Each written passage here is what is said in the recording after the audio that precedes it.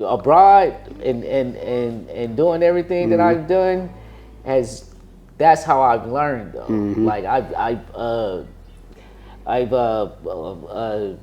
like I said, been around the world 3 times already, right? And blessedly, I was able to go on somebody else's dime.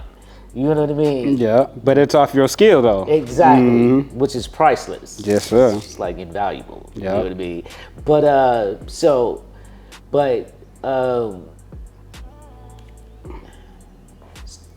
I was in Nigeria, Right. in Lagos, and I had bought these cameras, right? I had never used them before.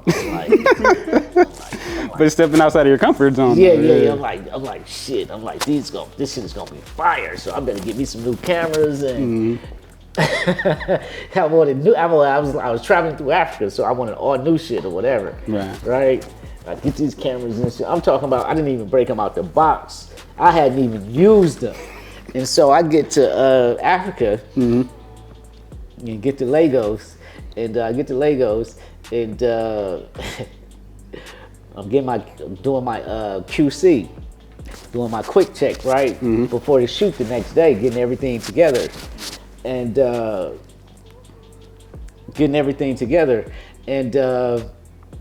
I'm getting them together and the fucking cameras won't start. Oh. This is to you mostly. Yeah. So the cameras won't start, right? And I'm like, what the fuck? I'm like, cross the Atlantic. I don't know shit about Africa. You just can't go to any store and pick up what you need. Nope. Whatever, like, so I'm like, fuck, right? So then I'm like, oh, I gotta be on set in like 10 hours, right? And so, mind you, I had just bought the cameras, like I said, and I started having anxiety or whatever, right? I'm like, fuck, what the fuck, right? And so now I'm looking for the manual. I'm looking for what the fuck? And I never look for the manual. You know what I mean? I'm like, I'm hands-on. Like, it is what it is. Can you read it? It's in English, right? Yeah, because I bought the cameras here in the States, whatever. So I'm reading the manual, and I was going right to the troubleshooting part. Like, what the fuck? I had never had this before. And right in the troubleshooting part, it said, when you're changing climates, you have to let the camera adjust to the climate. You got to let the mechanism. You got to let the mechanism of the camera get used to the moisture in the camera, in the air. And I was like, what the fuck? like, you wouldn't even know this. You wouldn't even know unless this you read the shit. Yeah. But you wouldn't even know it unless you traveled, because your cameras would never do that. You feel me? Like, you would never have that type of era or whatever. So I'm like, oh shit, right? Not knowing that this was the problem or whatever, but I did it. And what it said was, you have to open the camera, you have to take the batteries off, set the batteries out in the atmosphere, set the batteries out in the atmosphere. You got to open the chambers. Every chamber where you stick your cards at, every chamber that has an opener, you have to open everything in that camera and then let the moisture get into the camera so the camera can, the mechanism of the camera can cohabitate with its environment. That's crazy. Wow. I did that. And the motherfuckers started. The camera started right up or whatever. And I was like, that's when I was like, okay, I better get technical with my shit too. You know what I mean? Because I was like, first, I'm just going off of who I am and knowing what I can do. You know what I mean? But didn't know, like, and I know the fundamentals of cameras, but I'm talking about the real technical shit. That's, yeah. And I was like, because I was like, you only learned that from experience. You only learn that from, because I would have never been able to speak on it though, or never been able to. When I go speak to kids or whatever, and I speak to them, I let them. Now I have all these different type of ideas to be able to convey to them though. You know what I mean? Like, as filmmaking, like, oh, that, like, you know, a lot of people want to go to school 24/7. No, you got to have an actual experience. Because you have different elements of what you're gonna be involved with. You feel me? Like, so you got to be like really. And a lot of those kids are going to be making those same trips that you were making. You know what I mean? And taking their equipment with them, and Yes. So it takes someone to be like, been there, done that. Right. That's why mentors. I never had a mentor or whatever, but I wish I did. You feel me? Because I'm like, ooh, if I had a mentor, well, my shit would have been killer. Had I known what I know. Yeah. Like, but then it's trial and error. You feel me? Like, the Most High put me here to be like, you know, I don't even know if I'm really. I don't even know I don't even know my whole outcome on what I'm really supposed to be. You know what I mean? I'm in this position, yeah. You know what I mean? And I earned my position, and I love what I do. Now you're just searching for the purpose. And I know the purpose now, though. Okay. You know what I mean? My purpose now is to, because I'm on God's mission, though. I'm not really on anybody else's mission. I mean, I've done enough, bro, to where, and I'm a staple in Hollywood. Like, I got a name for myself, and I know big people. You know what I mean? I'm talking about not celebrities. I'm talking about people that's running shit. Yeah. I know big people. You know, if I really wanted to be a part of Hollywood, I could. You know what I mean? But I'd rather be able to tell my own stories in a sense of, I know what I want to put out there because I'm doing it for God's purpose, though. You feel me? So I just can't do anything. That's true liberation. Yeah, but it's at a cost. Absolutely. You know what I mean? They didn't hang Jesus up there for nothing. I'm not religious. I'm very spiritual. You know what I mean? They didn't hang Jesus up there for nothing. No, it was like, it was a sacrifice. You know what I mean? So you got to sacrifice for whatever, even what you sitting here right now and what you doing in life, there's a sacrifice for it. Yes. You know what I mean? And what I've learned is now my whole goal is to, I make spiritual films. That's why I told you the acronym for fantasy. Fallen angels. Individuals trying, asking themselves why. You know what I mean? Like, that's damn near each and every one of us. That is. When we wake up every day, we damn near at a certain phase in life, you asking yourself why. You know what I mean? Like, we all can relate to that. Much. Like, why the fuck? I'm sure we've all asked that question. You know what I mean? Yep. So let me build this fantasy to try to be better, right? And with that being said, then I figured out just recently, though, I figured out what I'm here to do and what my purpose is. You know what I mean? This is just recently, and I've been doing this for over 15 years or whatever. And mind you, I can be a cameraman on any stage I want to be on. I really can. You know what I mean? And could have fucking zebras in the back of my yard if I want to, because they're gonna pay me well when I do it. You know what I mean? Because of my history, though, right? But my whole goal is to make these films that I'm able to inspire people that are from single parent homes. That's who I am. I'm a single parent kid. You and I have that in common. Yeah. So for what I'm doing now is for me to inspire people like us. You know what I mean? That come from those single parent homes. That's what I'm here to do. Right. That's what I figured out maybe 2 weeks ago. Finally 2 weeks ago, I figured out what my mission was, and that's my mission, to make sure all of these single parent kids or whatever, to let them know that it's not their fault that things happen the way they happen, but you can come out of it and make a better fantasy for yourself. You know what I mean? And that's my goal now, is to be like, I didn't know that at first.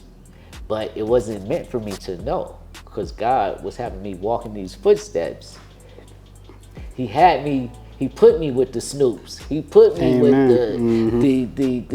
the Method Mans. He put me with, everybody. My show was a hit. My first show was a hit. You know what I mean? I remember. As I said, I've been a fan of yours longer than even I know. Wow, that's crazy. So, but he put me in that light to be able to be able to powwow with these people, and then for these people to love me by what I do.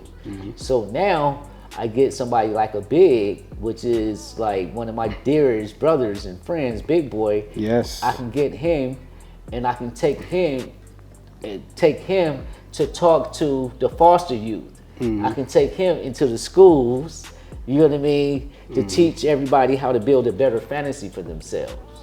And you did that all off the strength of your character, which, as Big always teaches us, is, you know, what's being said about you when you're not in the room. You know what I mean? You've built the reputation for yourself to where it's like your credibility is, you know, as priceless. You know what I mean? It's your value. You know your value. Yeah, so, and that's a good thing. Yeah, it took a minute to it took a minute to get to know it. And that's good that you know, because a lot of people, they don't, you know, just as well as I do. A lot of people don't find their purpose, but you've been on the right road for so long, and you've been paying your dues, and you've been putting in the work. That the fact that you found your purpose and now you know what it is, that right there is, you know, a goal achieved unto itself. Yeah, it is. You know it is, because I have to say that it is the most exciting thing as of recently that I figured out about myself.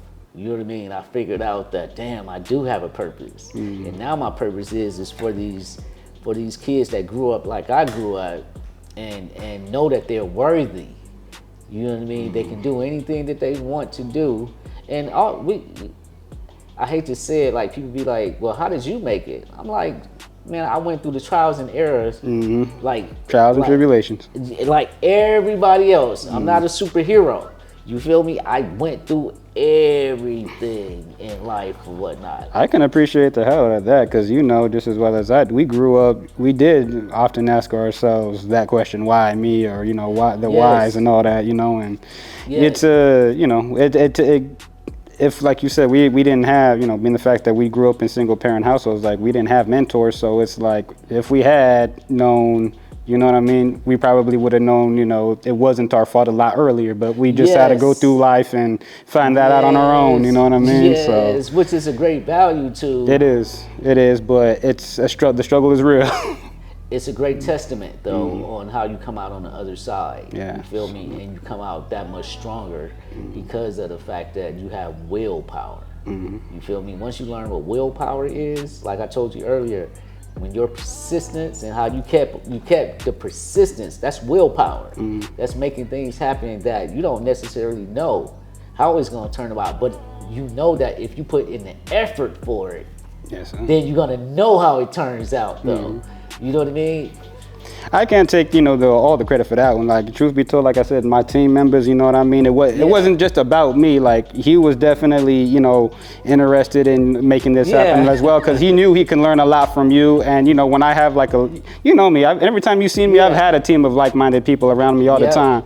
And they've always aspired for greatness. So I'm like, and they want to learn from the best. So I'm like, you know what, this isn't just for me. It's for my team as well. I'm not just working for myself no more. Oh, man, that's dope. You know, that's why I just like to make sure that, you know, I come through. And he knows me. Like, if I say I'm going to do something, I'm going to do everything within my power to make sure that I follow through and make it happen. And I have a perfect record so far, so I'm not going to, you know, I'm not going to waver now. So yeah, congratulations, but that's hard to keep. Yeah, you know what I mean? But, you know, it's part of the job, you know what I mean? And so, like, and truth be told, I agree with your. We're breaking into the interview now all of a sudden, but I agree with your assessment and your strong belief in like the power of collaboration, and I'm like how it's the key to certain things. So, you know, I think that's what just kept, like you said, like the fortune is in the follow up, and kept me, you know, persistent and consistent as possible. So that's you know. I would say as collaboration goes, I would say I wasn't with collaboration at first. I was actually like by any means necessary type of person. I kind of still, I'm not gonna lie, I'm still kind of in there, but you know, because I don't know, maybe life and trust issues, maybe, so I didn't like having to rely or wait on anybody else. That's the word you just said, the waiting. You didn't want to wait on anybody else, which is a good thing, because that's how you get things done. But that's why, like, even my team, like anybody who really knows me knows I'll make it happen one way or another. You know what I mean? But truth be told, I understood. I started to figure out and understand the power of, you know, that belief, and there's no I in team, and you know, the power of collaboration, because you know, I started to realize, even when I was reluctant to it, I eventually learned everyone achieves more. You know what I mean? So, but it always has to be a leader, and everybody can't lead. Yeah, there has to be one chief, and not too many chiefs. You know, everybody and all can't lead. And when I was behind the camera, like every day, all day, people loved that. They loved that I was behind the camera because they could trust me or whatever, right? But it was one day, and I was producing too. Excuse me, but it was one day that I had a DP behind the camera. He was doping than me or whatever. I'll still give him props or whatever. He was doping than me. And he saw me when I was producing. And after I got done, he's like, B, it's like, what the fuck are you doing behind the camera? And I said, well, what do you mean? He says, how you get people to come out of their shell and show themselves to you, he said, I couldn't do that. You know what I mean? And that was the first time that I thought about it though, like I was already producing too, but that was the first time that somebody had ever told me what I had though. You know what I mean? I was just like, it was insightful. Because I'm like, you're doper than me for sure. That's crazy. You know what I mean? But then he's like, yeah, I may be doper than you, but this is you. This is your shit right here.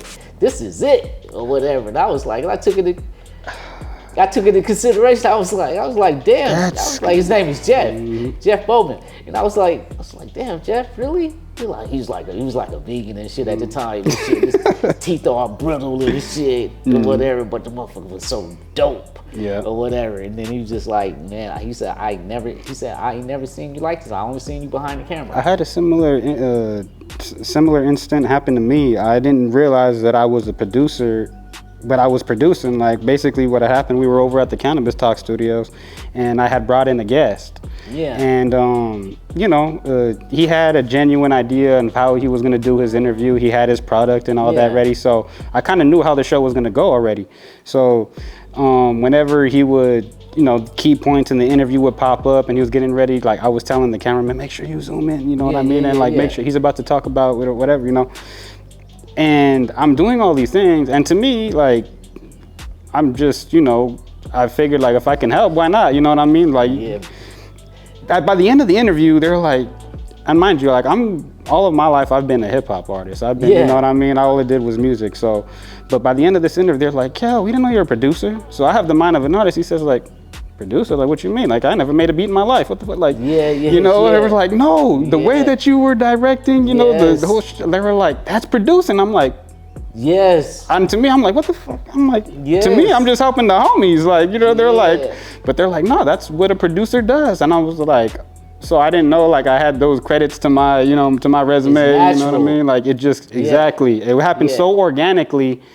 And I did it without knowing it that, by then, like, I realized that I had a talent in the chamber that I didn't know that was there. And I enjoyed it at that. I had fun. You know what I mean? So everybody ain't got that, though. But you know what I mean? Like, everybody has their specialty. You know what I mean? And then you find it on accident, you know what I mean? You find it on accident or whatever. Like, so it with the cameras and everything, like, that's why I'm like looking at your setup like, oh, okay. Oh, yeah. Like, this is where it's at right there. Like, you get a different feel when it's kind of real. You know what I mean? Yeah. Like, it ain't no... You can feel it, you can tell in the energy. Piecing something together. You know what I mean? Like, that was, but that's like we were on game. I don't know if you know, my very first interview that we did, he filmed it, was Big. Yeah.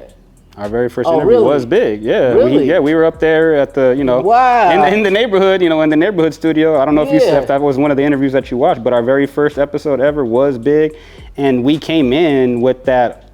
Okay, we know that this is it. This is, it has to be. Yeah. With nothing less than this. You know what I mean? So. Wow, I didn't know that. Yeah. Wow. Yeah, he blessed me with that one. Wow. Yeah, he blessed me with that one. Yes, he did. And that was. That's like I said, that's the moment that Jose realized I should have never gave Cal my damn number. See, Jose, we ready? Yeah. Oh, yeah. Oh, okay, cool. My bad. We got carried away. Yeah. It's one of those that I'm like. Oh, that's what you do. Just roll. Yeah, you just. Yeah. You know it. Like, yeah. You set the cameras. All right, let me just reset this one. All right. Yeah, this is my first baby right here. Oh yeah, everybody has a first baby. Yeah, my first baby was stolen. Oh man. Then it taught me about insurance. That. Yeah. You know what I mean? Right away once you get it, even out of the box, getting insured by whoever the provider is. Yep. And the store.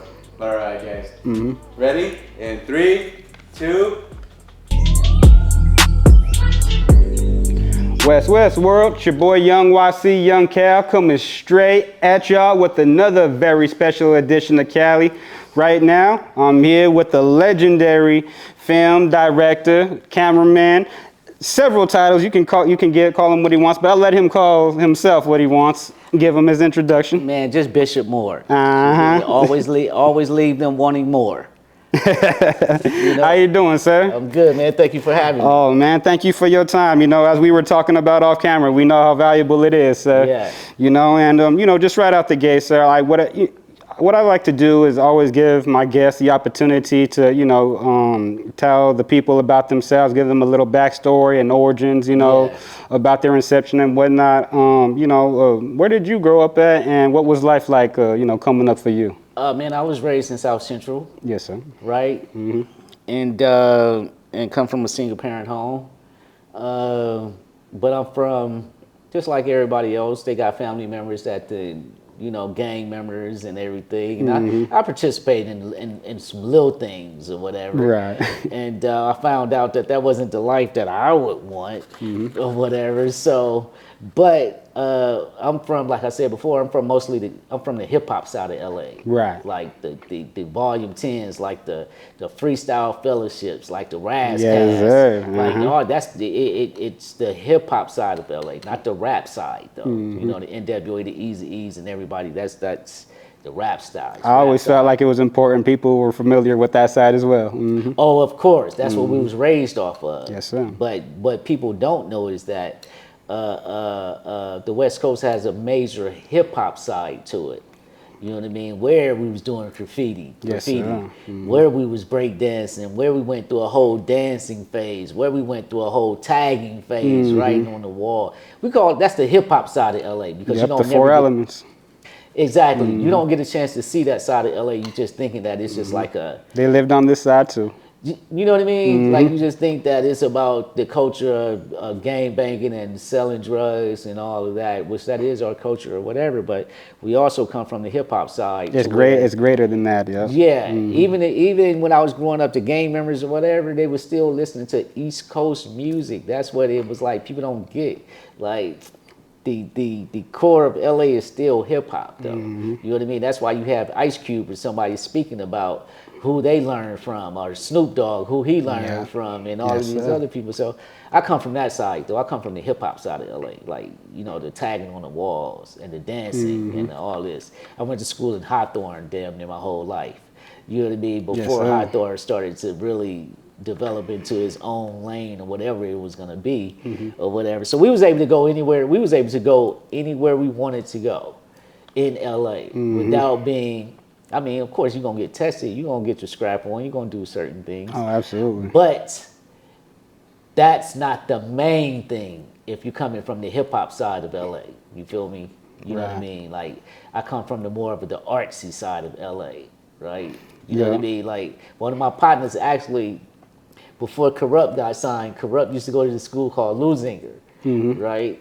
And one of my partners, we was all in a rap group. Of course, I used to be in a rap group, but I was a dancer or whatever, right? And I was never really good at either one, but it kept me busy. You know what I mean? And my partner, he's still my brother to this day. He had to battle Corrupt. Oh. So how'd that work out for him? So Corrupt really expanded and went on. My homeboy, is on Wall Street. Right. You know what I mean? So, and he's very, intellectual. He's very intelligent, my homeboy. So, and we all are artists or whatever. So we was making films when we was already 15. Yes, sir. We was already making films. We was already like having companies at the age of 15 and 16. Like I'm talking about LLCs before everybody became popular to get one or whatever. We was having our own record labels and companies back then. So you're already making chess moves. Yeah, and that's how I knew that I can have my own business too, because I was already practicing it when I was a kid or whatever. You know what I mean? We was 15. My homeboy, one of my older homeboys, he ain't even that much older than me. He only a year maybe or whatever. But he had his own record label at 16 or so. Right. You feel me? And this wasn't on the internet. We had to literally go into the companies to where you have to get your paperwork. So y'all were OG business minded. Yeah, like nah, this shit wasn't at our fingertips. Exactly. You know what I mean? But I say all that to say, not to toot my own horn or whatever, but we was already brung up in a certain light and a certain way to be. Right. And that was with like, okay, we can have our businesses. Yeah, we're into hip hop or whatever. So when we transitioned over to everything, it was like, give this a shot. You know what I mean? What you can learn at this and how far you can go. That's what it was about. So we was already doing films at 15. There was another South Central pioneer who like had that same philosophy about life as you did. I believe his name was Ice Cube, who once said like, even though growing up, you know, in the city, in the hoods and whatnot, like you always just kind of were more about being self-productive than self-destructive. Yes, yes, that's the Don Mega right there. Yes, sir. You know what I mean? Like it ain't no one other. You know, understand? he's the OG. You know, and but it also says to his credibility who he is to this day. Though. Absolutely. We're talking about 40 years or so into this business. Of longevity because of authenticity. Yes, people that without talent. I mean, you can try to make it off of somebody else's talent. You see how far that's going to get you. You know what I mean? But if you know what you're doing and you have your own lane on how you want to get down, yes, sir. Or you may not even know what parts you play, and then it eventually comes to you. You just got to be open to be able to receive it, though. Right. You know what I mean? And not let anybody put any blinders on you. You know what I mean? Because when I was growing, as soon as I graduated from high school, I went to jail and college at the same time. Right. You know what I mean? I did. You and me both. I sure did. I went in, Jack. I'm like, oh, my mom can't tell me what to do no more. Oh, it's cracking. I'm gonna sit up here. Every scam scheme. I'm with that. Whatever. You know. I don't know why we was like that, but yeah, it seems if we fall into that, it's the nature. You know what I mean? And, human nature, yeah. But also what it does is I'm so thankful that I went through all of that. Because it built me to who I am to this day. Even in LA, like it'd be like you talk to certain people, they be like, he changed his life. Yeah. You know what I mean? He changed and these people are real names or whatever, and they're still active doing what they do. Yeah, some people. Some people. But the crazy thing about it is, when I did make that change, everybody was happy for me. Had no haters. Everybody was happy. Like, B, what the fuck? I be somewhere too long. They be like, the fuck you still doing over here? You know what I mean? Yeah. You know, because they care. Because they want you there. They want to see you do better, you know. They want to see you do better. I was, You know what I mean? Just like even one of the Corrupt stories, where it was like Big U I heard Big U saying this one time. He was like, he had to tell Corrupt to get out of a car. Get out of a car or whatever. Yeah, I heard that story. Y'all gonna be on your mission, but you get out the car. Right. You know what I mean? So a certain, like, they do what they supposed to do. Right. With the real OGs, the big homies. Yes. So and I was one of them kids where it was just like, I had a great childhood. Yeah. Because they see something more in us, you know what I mean? And I think that for the most part, they look at it as if like, look, if they are able to see us find a way out, then they did something right as well. And they get to see us, you know what I mean, thrive and like what we're in our true destiny, you know what I mean? You'd be amazed at how illuminating it could be for you to get gratification from somebody else. Oh, you could say that again. Yeah. You know what I mean? Like when you could look at somebody, like even you. I could look at you and be happy for you. I'm like, you coming up here like, and I'm happy for that though. Like, oh man, this is dope right here. So you can have the gratification for other people if you're genuine about it. Absolutely. You know what I mean? And that's what it was for me. Like everybody just had love. Like, you know, like damn, B, you did that. It's like, yeah. And I've been around the world 3 times.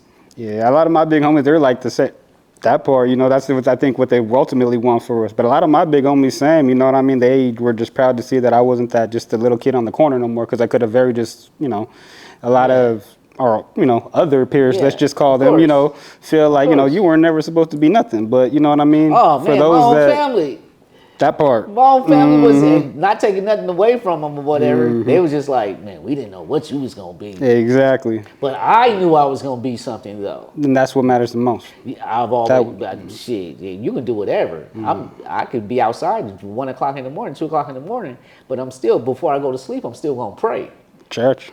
You feel me? Yes, sir. Like before, so yeah, y'all didn't know I was praying. They didn't know. I was praying though. You feel me? I was praying to be successful. You know what I mean? Like, oh man, I don't know how I'm gonna be, but I still pray for success. So despite our relationships with others, our relationship with God was, the most important, and that's what we nurtured the most. God over everything. Church, You know what I mean?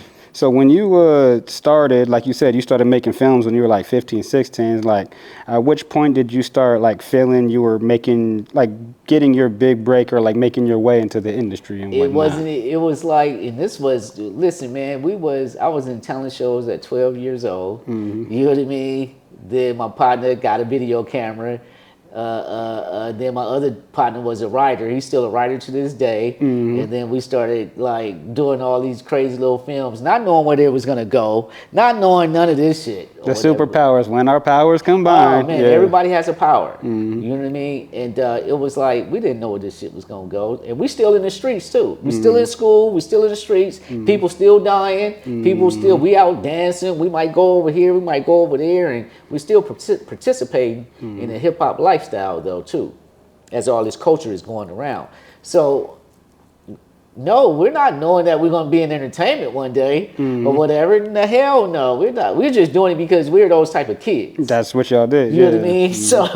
So, and I mean, like, we're still in school. So once I graduated from school, like I said, because we've always, of course, everybody in LA has tampered into something. Right. You know what I mean? Like, we all are angels with dirty faces. You understand? You know what I mean? So there's no we participated.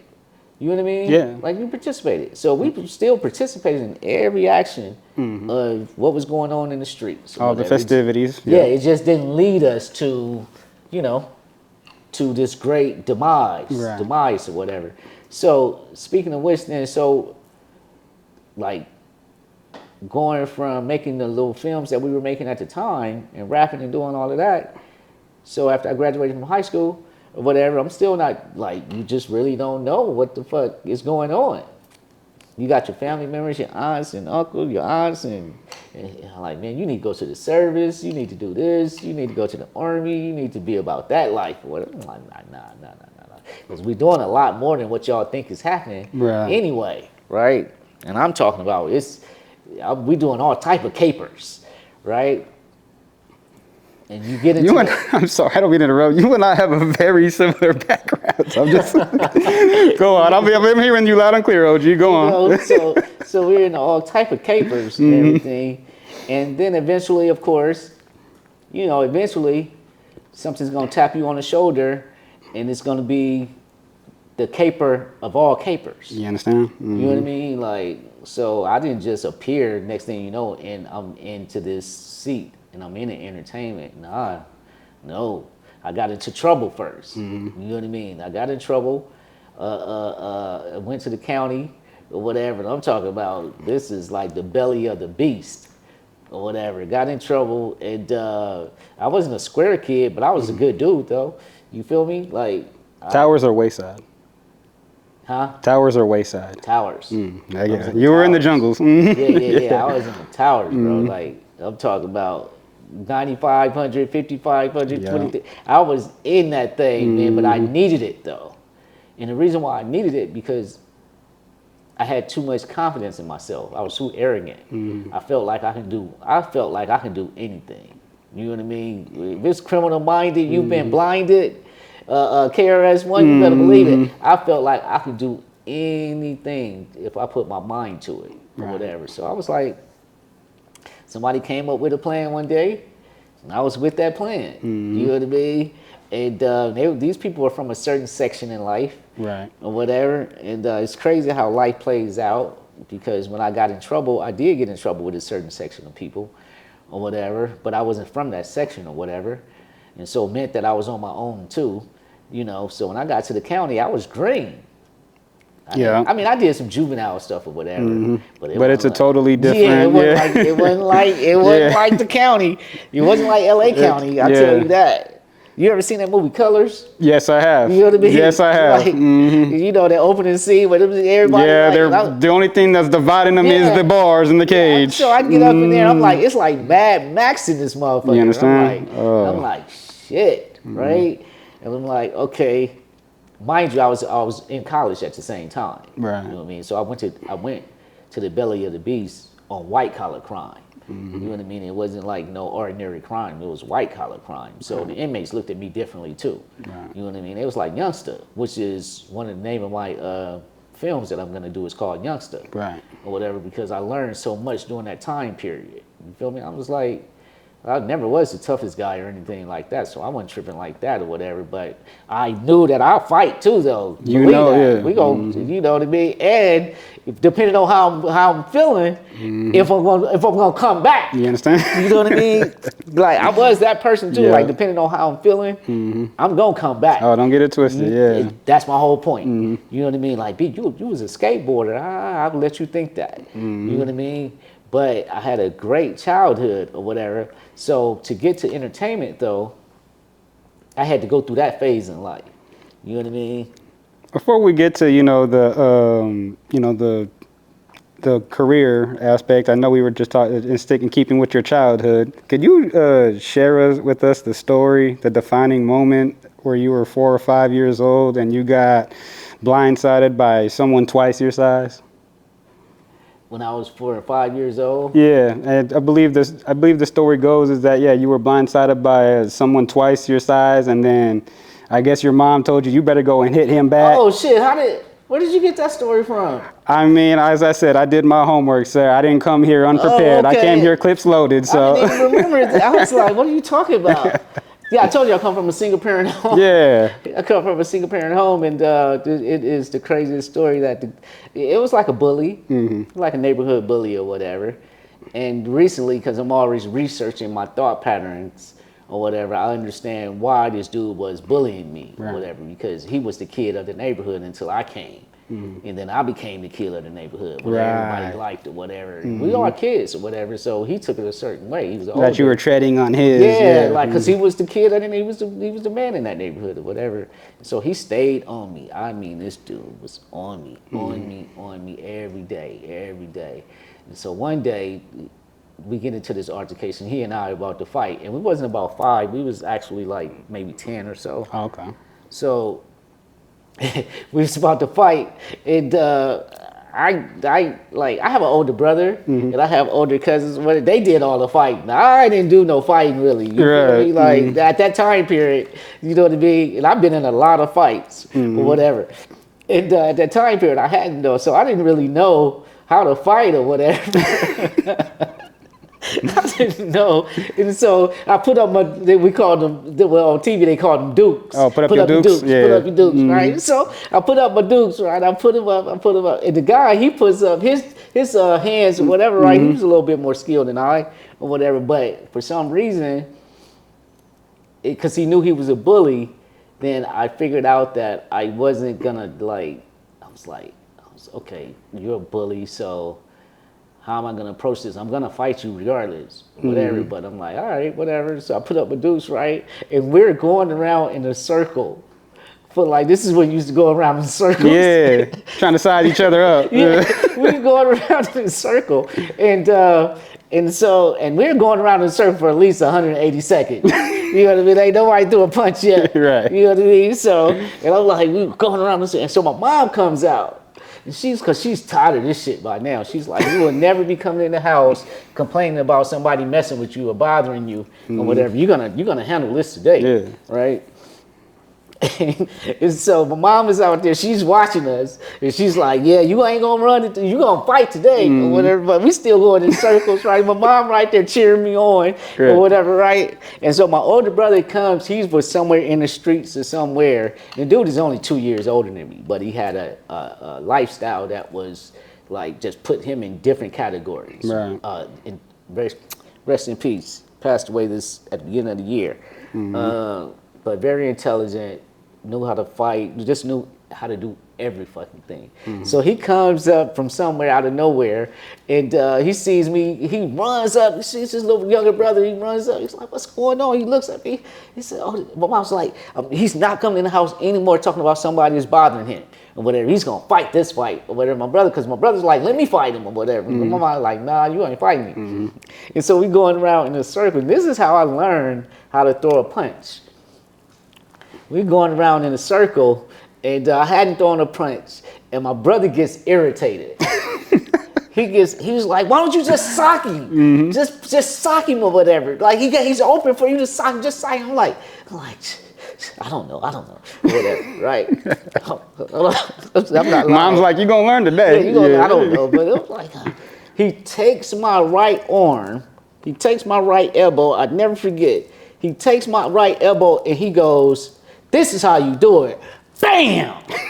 He takes my hand, my arm, and he hits the guy with my own with your arm. That I didn't even throw the punch. He throws the punch. And when it landed, boom.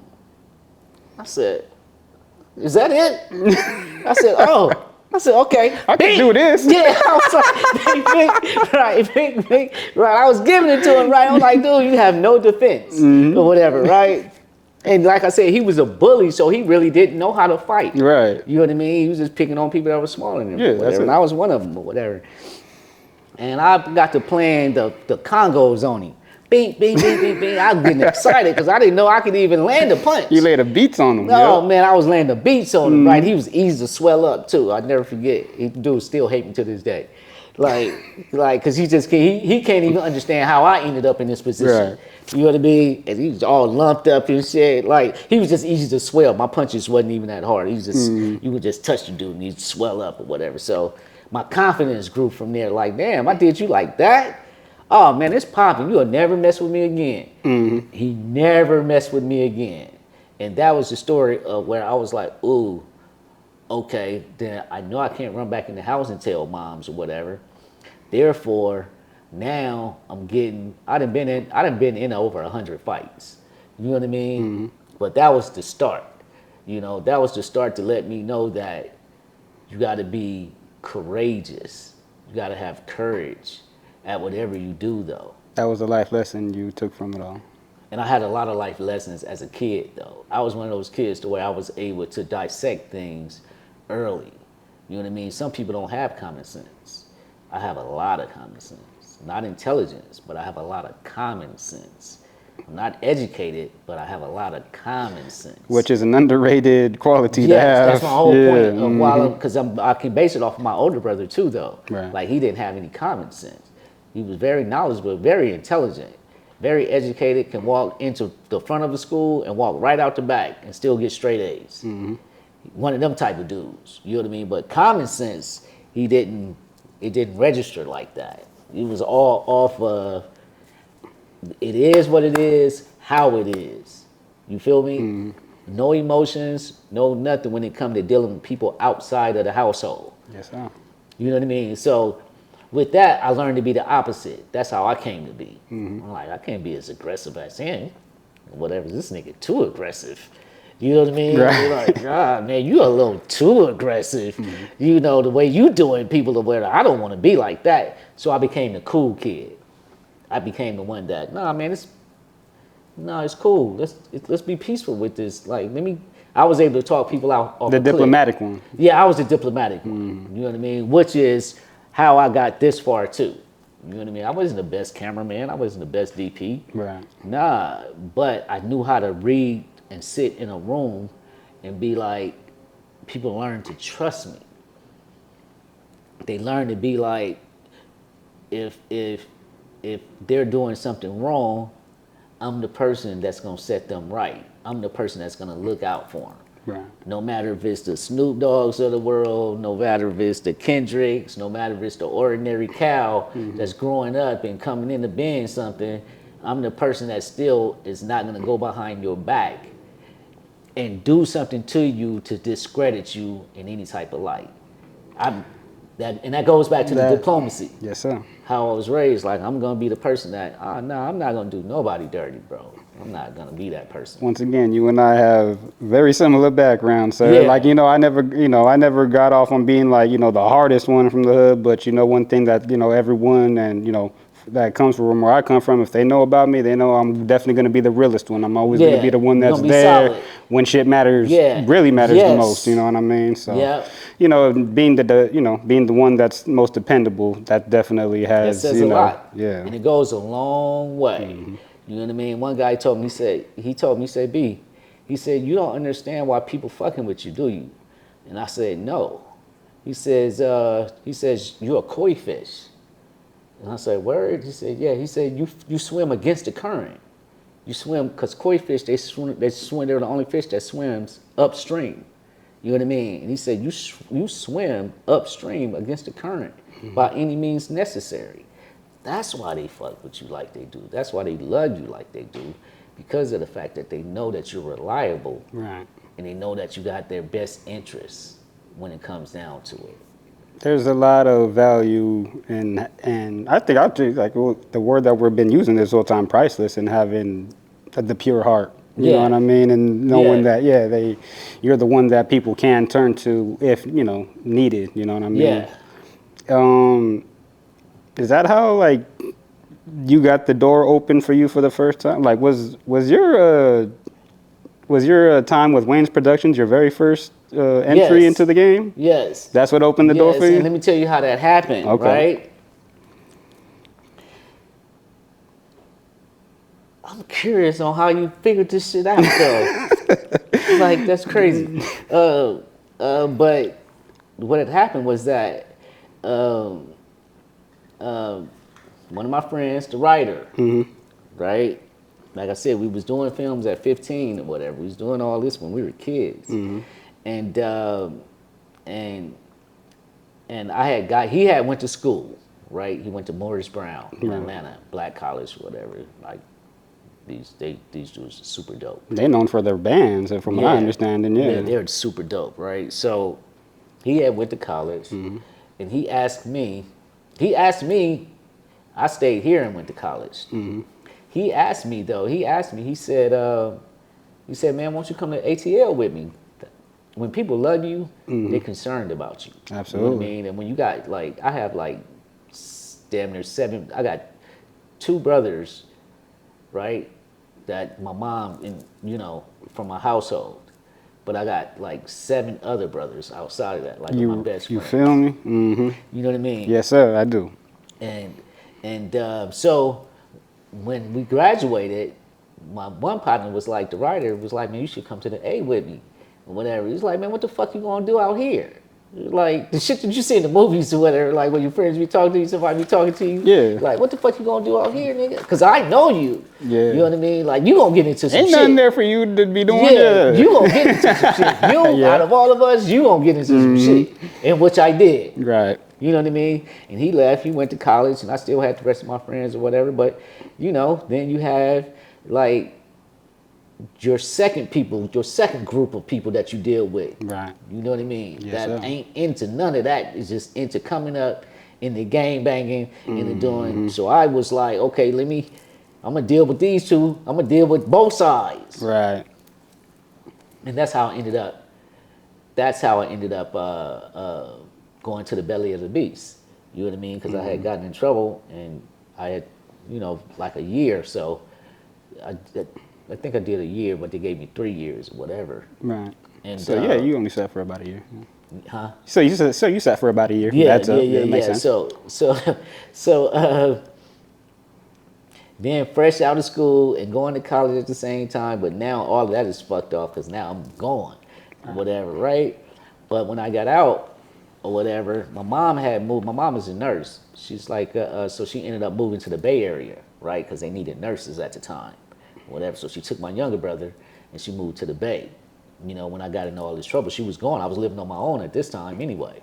So she moved to the Bay, and it's just God, bro. So after I got in trouble or whatever, I was getting out, and my life was on the line though, because I had done some ill shit or whatever. So, you know, it was like, nigga, you either gonna come join us or, you know, it's gonna be some issues. And I had other issues already going on though from some old other shit or whatever. I'm like, this shit is too deep. On top of that, I'm like, this is deep, man. Like why would I get myself into this type of shit? How did I even get myself into this shit? We all ask ourselves, how did we get here? Yeah, how did I even get here, right? So the best thing for me to do was leave.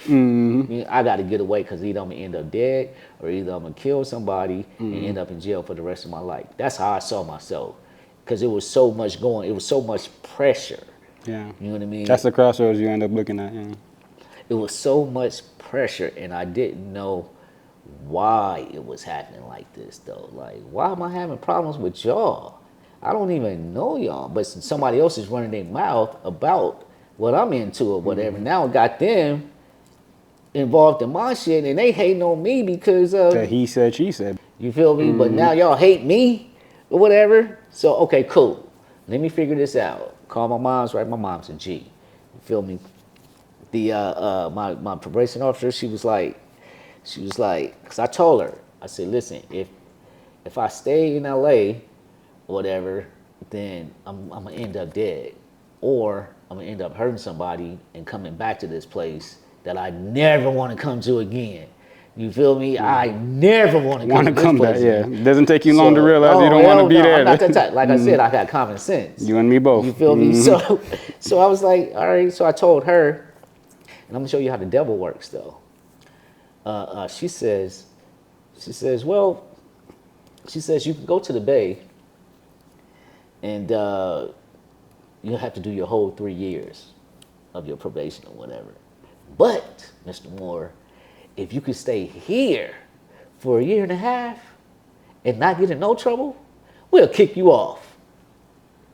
Your felony would go down to a misdemeanor, you won't have a strike, everything will be gone. But if you go to the Bay, all of that shit continues. And I said, really?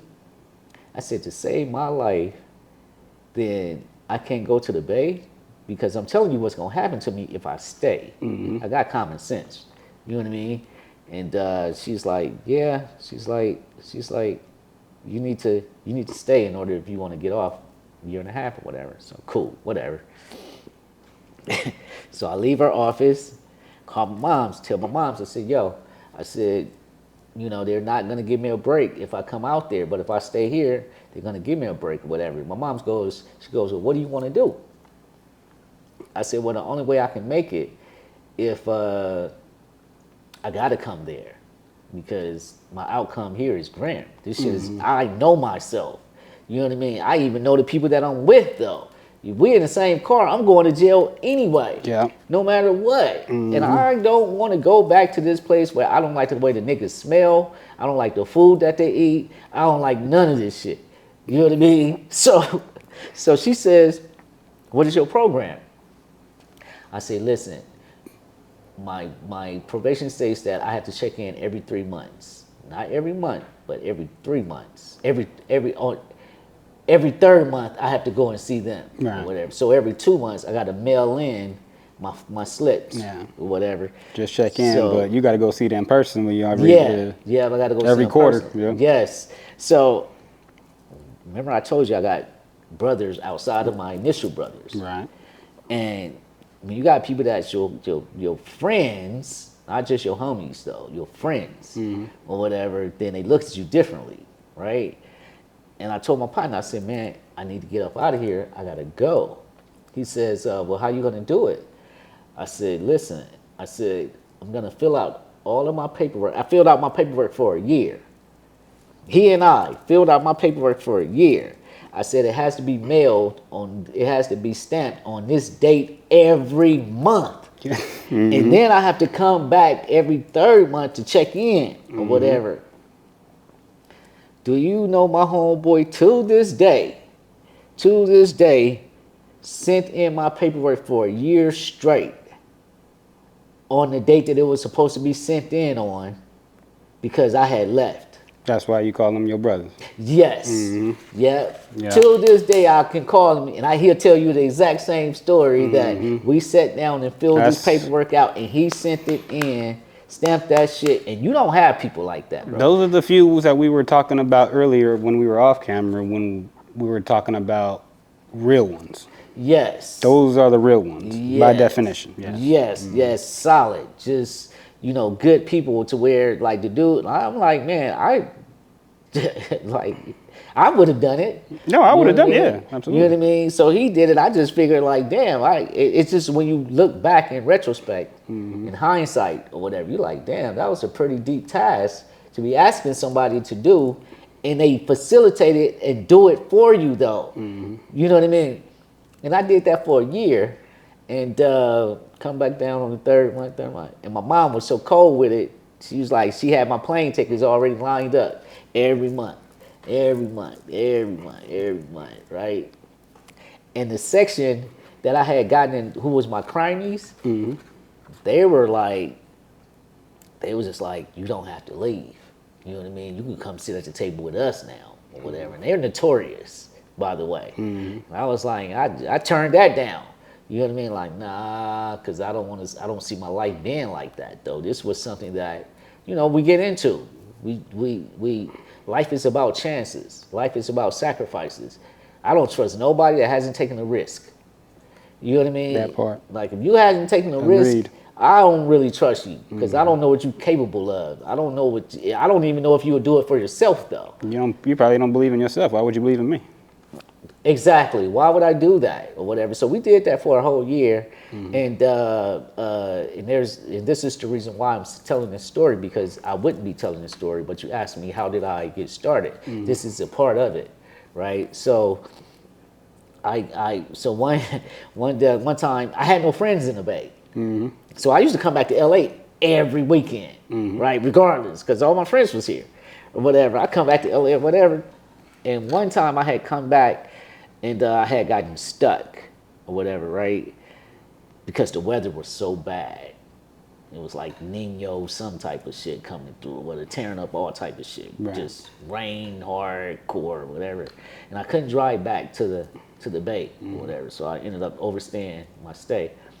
And I only had clothes for the weekend. I had 2 pair of everything. Because I'm only going to stay for the weekend. I'm going back or whatever. But I couldn't. So that 2 days turned into 2 weeks, right? I'm like, man, I gotta fucking go home. Fuck this weather. I gotta get back to the crib or whatever, right? I'm like, man, I got to go. And one day I had made up my mind. I'm like, man, I'm leaving. Fuck the weather. Like, whatever's gonna happen is gonna happen. And so I'm on my way to walk out of my homeboy's apartment, the one that done my paperwork. I'm walking out of his apartment. I get halfway down the steps, and then the phone rings. And the phone is ringing so intense that it was like, answer me, answer me. You gotta answer me. It's like an emergency, somebody calling you. Like it was ringing off the hook, right? So I'm not lying. I'm halfway down the steps. I'm halfway to my car. I'm halfway to the front door. Halfway to my car, halfway to the front door. I'm literally looking at the door, looking at my car. Looking at the door, looking at my car. Like, man, I got to go or whatever. So eventually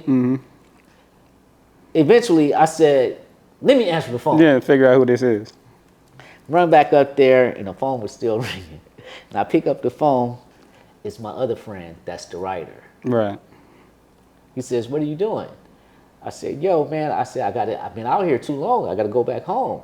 I don't have no clothing. I don't have nothing. I got to go. I'm on my way back home. He's like, you leaving right now? I'm like, yeah. He's like, no, don't leave yet. And I was like, yo, bro, I got to go. I've been out here way too long or whatever. And he was like, you leaving? And I was like, yeah. He was like, I got something for you. And I was like, what? He was like, you want to work today? I'm like, I'm always down to make some money or whatever. That's how I got in trouble. You know what I mean? So he's like, you want to work today? And I'm like, shit, yeah, what's up? He's like, man, he was like, somebody didn't come to work today, and we need somebody to take their place or whatever. I was like, cool. And at this time, he's PA, and he's a production assistant for the Keenan Ivan Wayans people, the Wayans or whatever. It's like, you want to come in? I'm like, shit, yeah. or whatever. Like, I don't know anything about this world really. So I'm like, man, fuck yeah, I'm with the party. Glad right? you answered that phone, huh? Hell yeah, I'm glad. Thank God I answered that phone. My mom still didn't know. She didn't know till later how everything really happened. You know, because she waiting on me to come back. You feel me? You know how mothers are. They like, you got to get your life on track or whatever, right? And so I pick up the phone. Like, he's like, you want to come to work or whatever? I'm like, yeah. I go to set, and the first day I was on set, I stayed 17 hours. Yes. They was doing something so fascinating that it intrigued me. I'll never forget, they was doing like claymation. Ooh, okay. You know what I mean? I was like, what the, really? And I'm watching it, I was so fascinated that time didn't exist. You know what I mean? I was like, I'm with this. So I stay there 17 hours, I go home or whatever. And then the next day, literally like maybe I go home at like 3 in the morning or whatever, and literally like around 9 o'clock the phone start ringing, and the phone starts to ring or whatever. It's my partner again.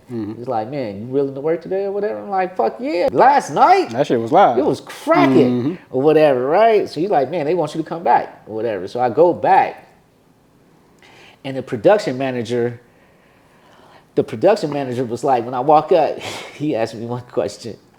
He said, what time did you go home last night? I said, I didn't. I said, I didn't go home until this morning. Right.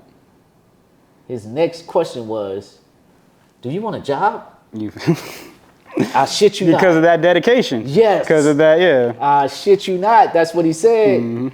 And mind you, when I was in the Bay, though, I had started going back to school for television production and everything. So he's like, you want a job? I'm like, fuck yeah, right? And from that point, I never looked back. You know That's how you know it was, yeah. That was my start right there. And I say to everyone, too, like even some of the people that look up to me and that I put on or whatever, one of the first guys that I put on, he'll tell you, he stayed with me the first day for like 16 hours.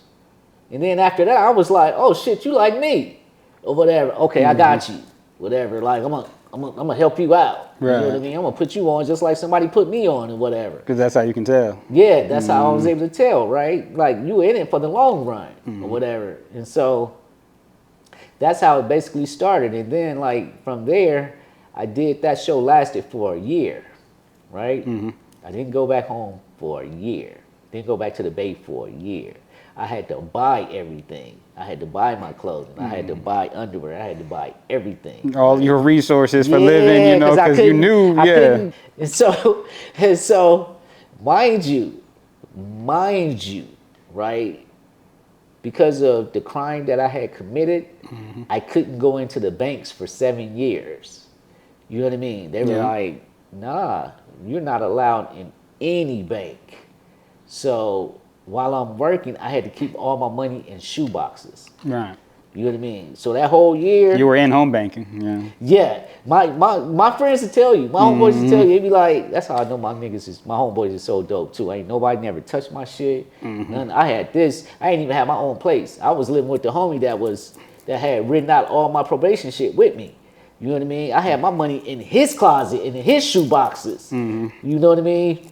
Back when street morals and values actually meant something. Yes. Yeah. Yes. So with that though,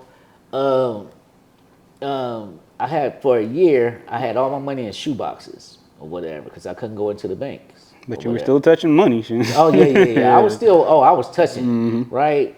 And had all my money in the shoe boxes. But this was another level of independent, you know. Yes, so, yes. It was all a learning tool. Yeah. And even with that though, with my mind state, I believe in A through Z. You know what I mean? I don't believe in A, B, C, D, E. I believe through A through Z. I always believe that there is a will and there's a way. Absolutely. So even though I couldn't go into the banks or whatever, I couldn't go into the banks. I couldn't go into Wells Fargo. I couldn't go into Bank of America. I couldn't go into none of those banks or whatever for 7 years. And and I was only in the second year. You feel me? Like of all this madness. Like where you gonna put your money at now? Or whatever. And that's when I found out that credit unions was outside of the banking structure. Right. I didn't know that at the time. I was a kid or whatever. I didn't know. You know what I mean? And I walk into this credit union and they like, hell yeah, we'll take your money. So I took all my shoe boxes up in there like, oh shit, I didn't know. I'm like, yo, okay, cool. Or whatever. You mean y'all don't check, y'all not on a regular system? Because y'all know that what I've done to banks and shit, you wouldn't let me in here. Just so y'all know, like, at the risk of shedding light on something better left unexamined. You know what I mean? Yeah. Like, so I'm like, oh, and that's how I found out credit unions wasn't tapped in with regular banks or whatever. So they took care of me for years. And that's how I entered into the entertainment business. It wasn't a surprise to me at all that they found really quickly your true value and they saw, what you can bring to the table. And, so that right there was like, okay, it was only a matter of time. But one thing that I've also known about you since I've known you right away is that you've always had to own your own. You've always been a boss in your own right. I have to ask you, your first projects, me and our cameraman, salute to our cameraman Champ, we're on our way up here, to come talk to you. And we couldn't stop talking about our personal favorite projects from you. One of them being your first, which we were talking about earlier, Fantasy. Yes. Could we start there? Can you tell us about how that one came along? Okay, so first of all, like we talked about, I'm a spiritual individual. Yes, sir. And also I come from a single parent home, right? So Fantasy was basically about rebuilding the urban community. Yes, sir. Right? Through hip hop. And the sub line in that film was, does hip hop help our community or does it hurt it? Right? That was the question, right? And the reason why I wanted to make this particular film, because it was everything that was inside of me. Like, that's why you see the people when you go to the film, you see them talking about what type of homes they come from, you see what type of friends they have, you see the trouble, and you see all these iconic people talking about these same things to show you that you can get to wherever you need to be, considering whatever your circumstances are, right? To achieve this fantasy or whatever. And so by this time or whatever, I had developed my skills into a cameraman or whatever, and a DP or whatever. So I was like, let me try to do my first film or whatever, like, because my shows that were on like BET and all these other places or whatever, they were hits or whatever. So I was blessed because of the simple fact that I did great work, that everybody trusted me. Right. The big boys of the world, the Ice Cubes of the world, sir. the DJ Quicks of the world, everybody trusted me because I was a sound individual, and me being from South Central or whatever. So, and the film actually wasn't supposed to turn out like that. It was because being not having a mentor and being an independent filmmaker as a boss or whatever, and I don't really like using that word boss. I think because some people get overhyped off of that word or whatnot. But I don't like it either. I know where you're coming from, but I think the person who kind of saved it for me was Crooked Eye, because he gave it the acronym, beginning of something serious. Oh, that part. Okay, then. So that's why I kind of became, All right. So, and what I did was I was like, man, I had become so successful. And I'm like, oh, well, I come from filmmaking or whatever, like as a kid or whatever, we used to do it as a hobby, you know what I'm saying, that we picked up in the lobby somewhere, you feel me? And so it was like I said, I want to do this film, but I want it to mean something. That's why my first film meant something, you know what I mean? I'm like, I'm just not going to do anything or whatever. So, and the acronym for Fantasy was Fallen Angels, Individuals Trying, Asking Themselves Why. One of the greatest acronyms I've ever heard. One of the reasons it stands out to me. And to create this fantasy or whatnot, this illusion of whatever you want it to be, right? And the opposite of a fantasy is reality. And so the film, it was about a fantasy, but we talked about the realities, right? And so I was like, man, I want to do this film, and I'm going to do it. I'm not going to wait on anybody to do it. And so I ended up just doing it, right? And I ended up telling Big Boy, I was like, man, I want to do this film. I want you to narrate it. I don't know what you believe in it or whatever or not, if you believe or not, but this is what I want to do. And he was like, yeah, why wouldn't I? You know what I mean? Because he knew what I was trying to do or whatever, and it was for the culture, you know? So I'm like, man, okay, so I set out to do it. And everything just started falling into place. Right. You know what I mean? Like, I didn't have to wait on nobody either, though. Like, I stayed in the studio with Snoop for damn near 24 hours for that interview that we did. And he did that interview at 2 o'clock, 3 o'clock in the morning, by the way. You know what I mean? People are like, oh man, why does he look tired? Like, it's at 3 o'clock in the morning, which I wasn't able to tell people, but he had been in the studio all day or whatever. He was just about to walk out. And I was like, I gave him a look. Because I can't help the way that I look. Even if you look at my fucking 5th grade graduation He said, I have no poker face. I'm going to tell you, you're going to be able to see how I feel. Yeah. You know what I mean? And he was escaping on me, right? He was saying, I'm about to walk. And I said, really? He looked at me like, I could see it in his mind. He like, damn, nephew, trying to get up out of here or whatever.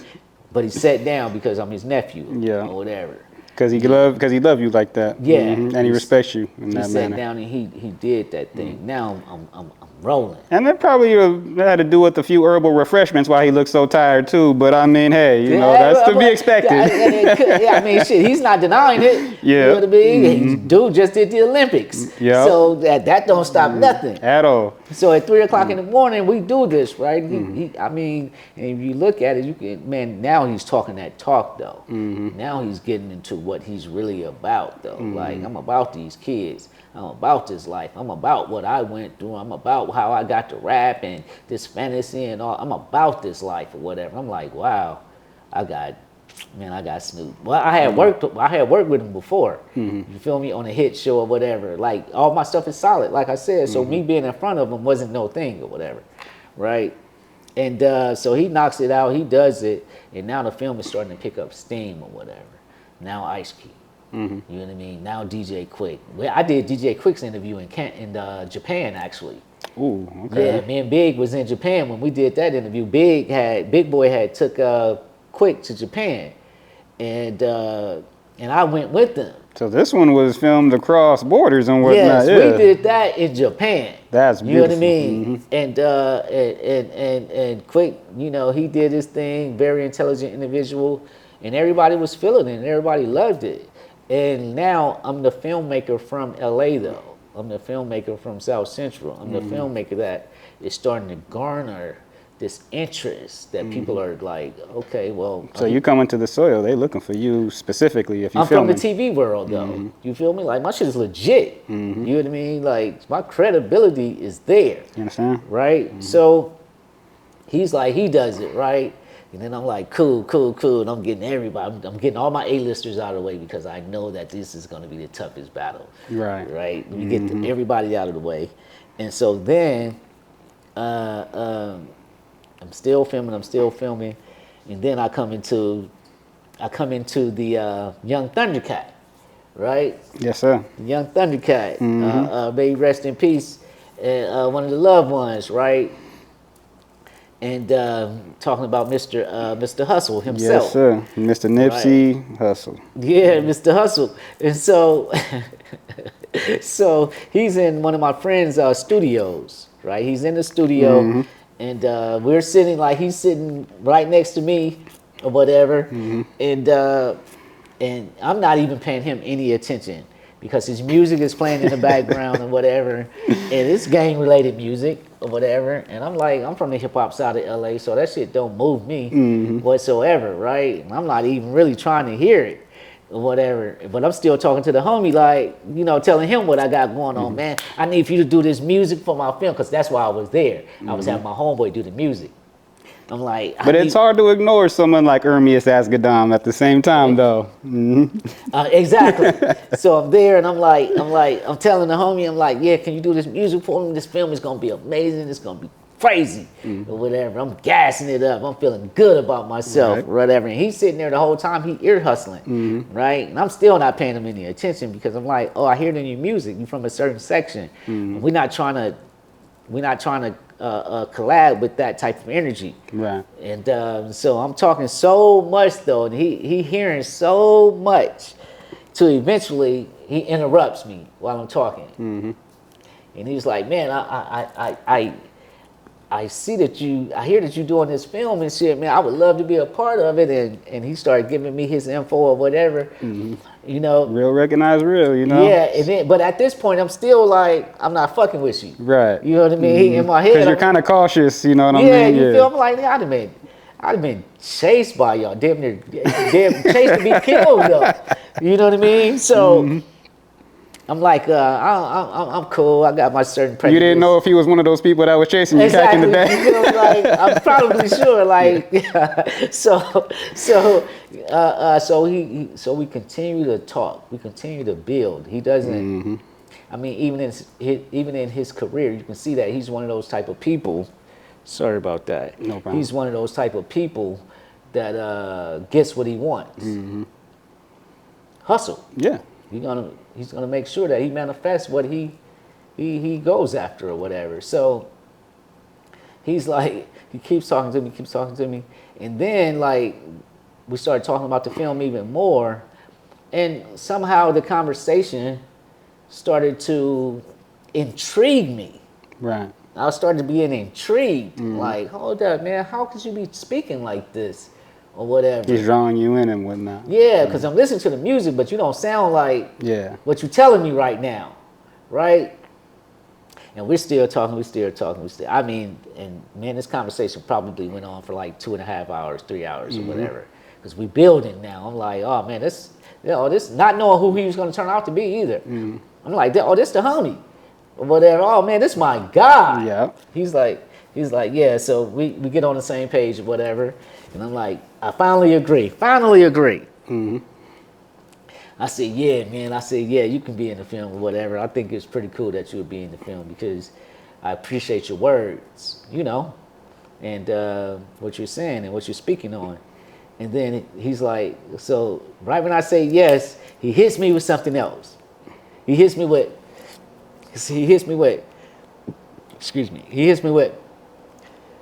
all right, so cool, I'm with it. Now you just have to talk to my uncle or whatever. You gotta talk to uncle, whatever.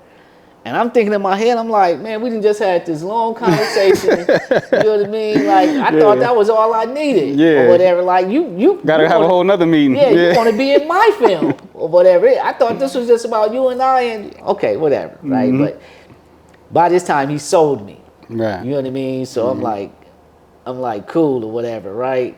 So then. He's like, so we set up a day, whatever, and we're like, he's like, come over to Bryanhurst or whatever, let's meet up or whatever, yada yada yada, whatever. And me, I'm like, should I go over there or whatever? I'm like, should I go over there? He's like, I'm saying this to myself. Because you're a little hesitant. Because I'm a little hesitant. Yeah. You know what I mean? Like I said, these are the people that... Understandably so. Okay. You know, you know, I've been chased by these dudes before. You feel me? They don't know me personally. Previous interactions. Yeah, but you're guilty. You know what I mean? By being a young black cat in South Central. Where you living at. Yeah, exactly. So you're a target still. So, but by this time, I've grown out of that. Right. I'm on a film thing, so nothing, I don't fear anything. Right. Or whatever. So then I go and meet them. And when I go and meet them, I'm telling you, it's probably like 1,000 Thundercats out there that are my age too. You know what I mean? From the neighborhood. Yeah, from the neighborhood. And they are, it's like the scene in Training Day. Right. You know what I mean? Like. So you pull up and they're thick over there. They're packed out the Bryanhurst. They're thick like Training Day. Denzel in Training Day with the jungle. And I'm like, so everything all blue. Yeah, everything all blue. And I'm walking and I have to go to this garage or whatever. And so I'm I get to the table, sit at the garage. Get to the garage and one of the most notorious members of that section is that I don't want to say any names or anything like that. But the general was there. Yeah, and so I got to sit with him. I sit with him for like a couple of hours or whatever, and the conversation didn't take that long, but I didn't know if I was boring him or anything, but he kept like nodding off on me, and then he'll wake up. I don't know, maybe I was just boring him or whatever. He just losing interest. Yeah, I'm like, what the fuck is wrong? You know what I mean? Like, but can I tell you this though? Yes, sir. With all of those people behind me, I never looked back. As I was having this conversation, Right. I never looked back. And you want to know why I never looked back? Why is that? Because I had one individual that I trusted behind me, and that was Nipsey. And I knew no matter what, I knew that if anything happened, I would have one person that had my back. Once again, a real one. Yes. As we said. Yeah, I never looked back. Because I was like, I trust this dude right here, even with my life, even with, I don't even know him like that, but the energy that he gives off, he will never let nothing happen like that. You can't fake that. You can't fake it. You can't fake that. I never turned around. And it was a real conversation being had at this table and about this film. And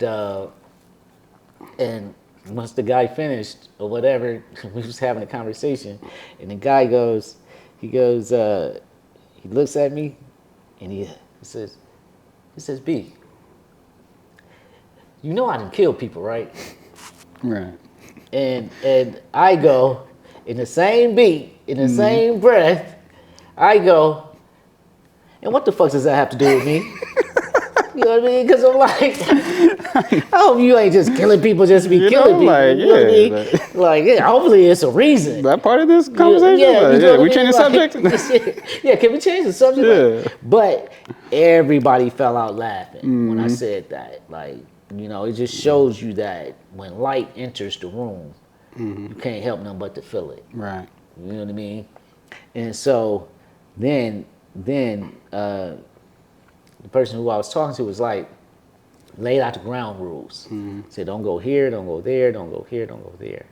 And me being a young filmmaker, and then I got the young homie with me too, Nipsey or whatever, it's like we like kids in the candy store. You understand? You know what I mean? We go exactly where he tell us not to go. Yeah, exactly. And not to mention y'all home, so I mean, yeah, you know what I mean? Like, so you're a little bit more comfortable. Yeah, we go exactly to where he tell us not to go. Which was a great reason though, because at this particular time, you needed people like the OGs there because me even growing up in LA and as a filmmaker too, but I didn't forgot about the gang structure, and I forgot about 2 or more gang members that couldn't be together. Right. You feel me? The politics of it all. Yeah. Do we need to cut? Or? No. Okay. But I forgot about that.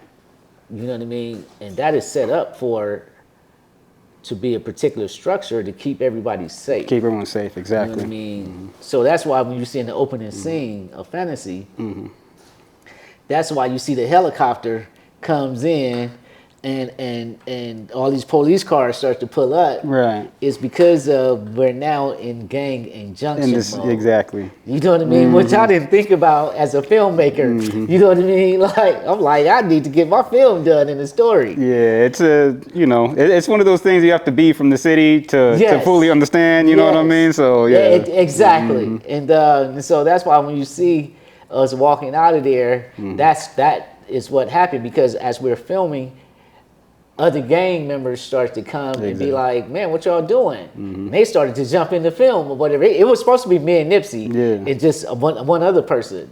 But all those extra people trying to see started what's going coming when they figured out this film was going on, right? Right. So when the helicopter comes in and you see LAPD starts to pull up, and Nipsey and he and I, we're on the same page the whole time as we're walking out of this area. And Nipsey's like, he's like, B, whatever you do, don't stop filming.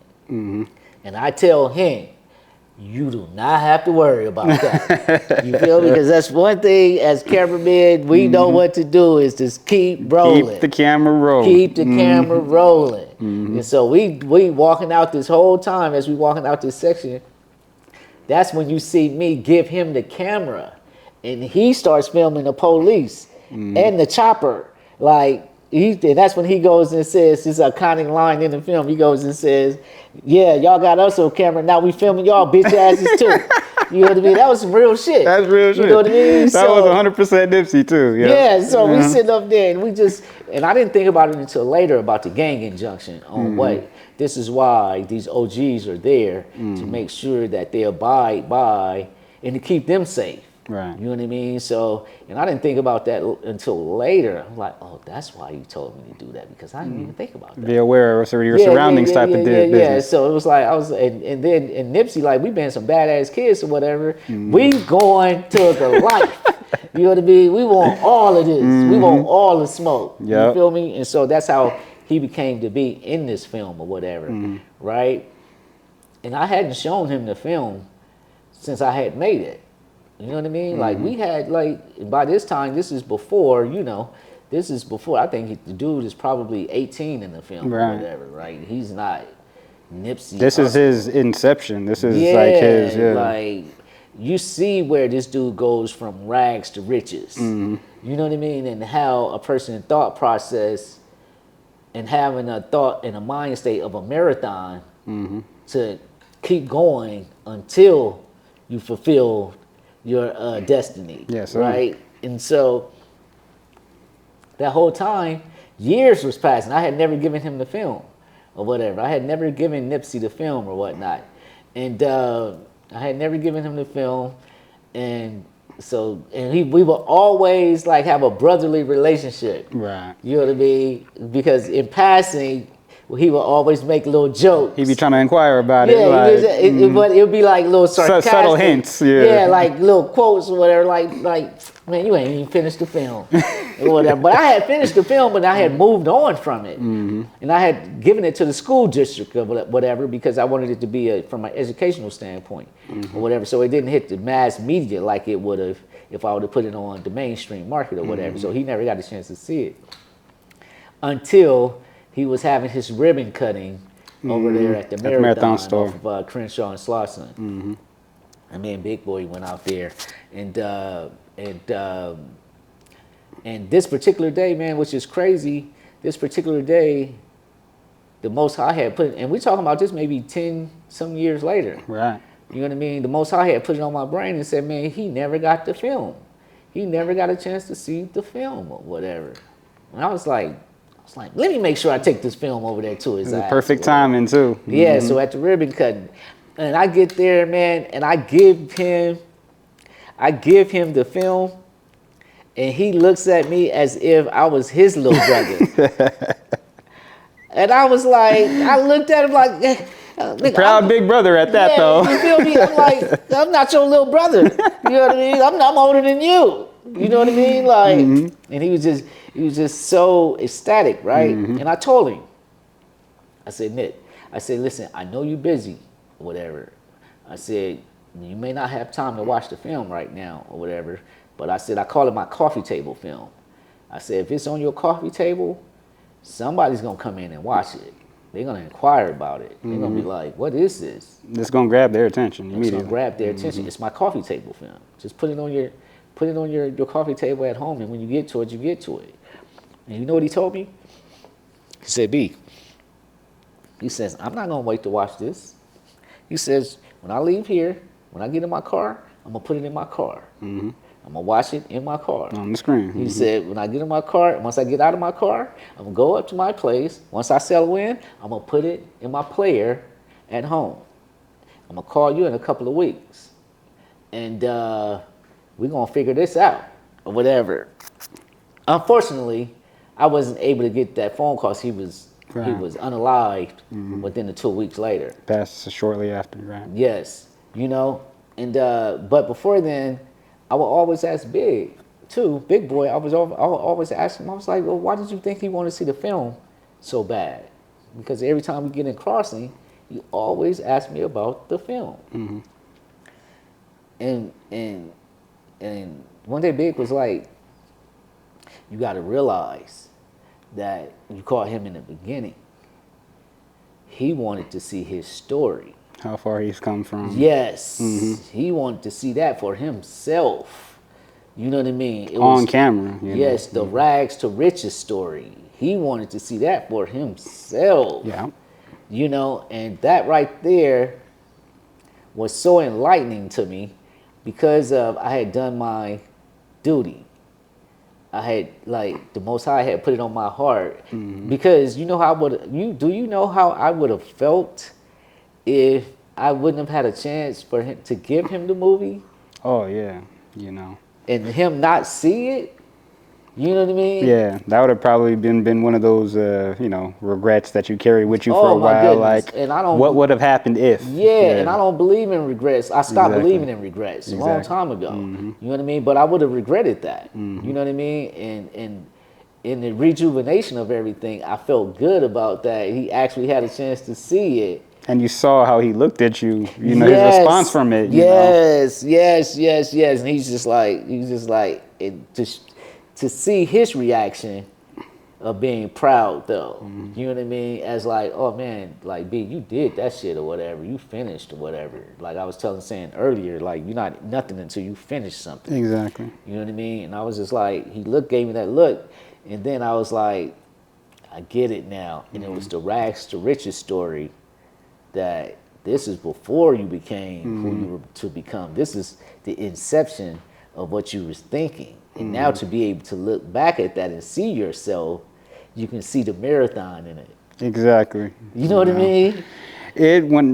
When I had first watched it, and it was at the event that we did, you know, with you and Big, you know, it jumped out at me. And not just because of how epic and iconic the film was, it hit home for me because I had just finished college at that point, and one of my midterms literally was the subject matter of fantasy. It was the subject of how hip hop has impacted and influenced society.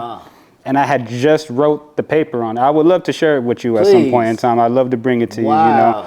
But that's ultimately why it had me on the edge of my seat from beginning to end, because it hit home with what I had just was working on. Wow, I never knew that. And that, you know, that's why it was such a blessing for me. That's why that film will always be one of my personal favorite projects that came from you. And it's crazy to find out that it was like one of your earliest films at that, you know. Yeah. But that one is always going to have a special place in my heart personally. Thank you. The other film that we were discussing, you know, and I believe it was our cameraman's personal favorite film. So once again, salute to you, champ.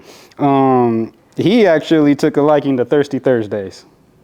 Thirsty Thursdays. Was it the Thirsty Thursdays? The film that it was one that you had it was one that you had put together, and I was would you like to share the central premise of what the film? It was it's on Amazon Prime. And y'all filmed the come up of like the comedy scene. Oh no! It's called Fat Tuesday. Fat Tuesdays. Yeah. Fat Tuesdays. Yeah. Oh, thank you. Yeah, thank you. That was it. Yeah, he was telling me about that one. You know, we did our own, you know, homework and watched our own first films. But yeah, he told us about Fat Tuesday. Would you mind sharing us about that? Wow, that's dope. That's dope. I did that film with Guy Torrey. Yes, sir. And he's a comedian that been around forever. And like the way things happen is I'm gonna stay saying it, persistence, right? Persistence and timing, right? Because like I said, I had done a lot of things before I even got to, you know, to Fat Tuesday or whatever. Like my television career is good. Yes, whatever. sir. Documentaries, everything is good or whatever. And I had worked with Guy already before. Right? But the crazy thing is, is that I was young when they was doing these Fat Tuesdays at the Comedy Store with, everybody coming out, the Tupacs and all. I wasn't even able to go at this time. Right. We weren't even Couldn't allowed get in the club. Yeah. Right? But I was still in mixing in the streets or whatever, so I can go hang out outside and Still do bumping shoulders, networking. Yeah, and whatnot. yeah. Just on some kid shit though, looking for some females or whatever. Right. Just hanging out on Sunset or whatever, me and my partners or whatever, the homies.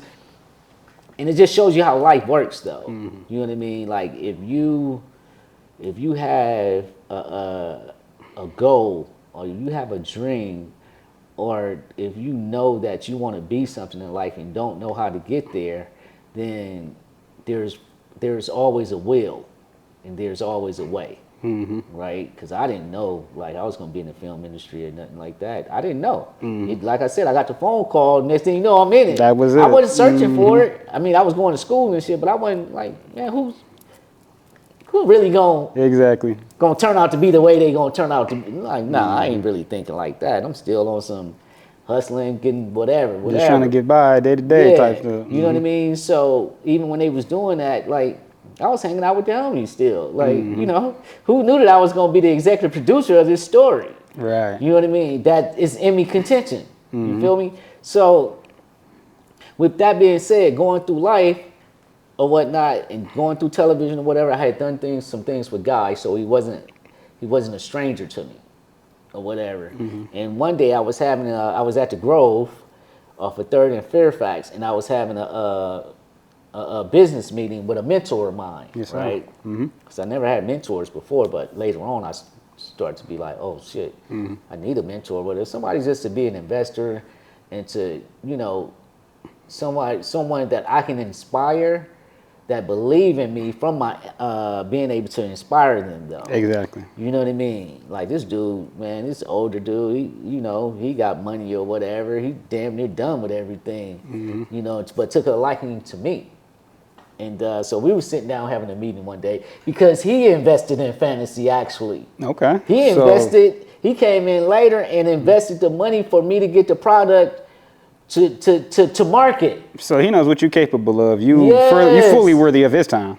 I didn't even I'm just now putting 2 and 2 together, right? Because we was talking about F.A.N.T.A.S.Y when I was sitting there when Guy, this is what happened. I'm sitting there talking to him, having a meeting with him, and fucking Guy comes walking by. It's real how things work out. Out of nowhere. And he sees me and goes crazy. B, I can't believe I sent, what the fuck are you, man, how you doing? And he goes, what are you up to? And all these things. And I'm telling him and all these things and whatever. He's loving it. And so then he's like, I'm like, well, what are you up to or whatever? He's like, you know, I'm thinking about doing this project or whatever. And this and that and this and that. And I'm like, man, you should do it or whatever. Like, yeah, fuck, yeah, you should do it or whatever. And he's like, yeah, I've been working on it or whatever. So now I'm just getting into the phase of I don't know which direction to go or whatever. But by me doing documentaries already, I know to dot the I's and cross the T's and how you got to produce certain things. And you know what I mean? So I told him, he said, so he's like, let's link up or whatever. And from there, that's how Fat Tuesday started. I was having a meeting about F.A.N.T.A.S.Y, really about the dude investing money so I can get the product to the market. And then by the same time I'm doing that, Guy Torrey walks up while I'm having this meeting with this guy. And he starts telling me like, yo, you know what he's about to do or whatever. I'm like, man, let's talk. So he and I ended up having a meeting or whatever. We had a meeting. And I'm like, man, I'm in it. I'm a storyteller or whatever. I love documentaries though. I'm fascinated by documentaries, so that's why I'm a documentary filmmaker. Absolutely. You know what I mean? I'm literally fascinated. Be like, oh, documentaries don't make money. Fuck what you talking about. I think they on the rise right now. Truth be told, they have my undivided attention as I'm not even gonna lie. It was a format that they wanted to dial down that actually increased. Meaning that even it was just first a documentary, then became docu-series. Now you got to make episodes. Well, now they got docu-films now too. You know, they try to do whole movies about. You know, so he came and I was like,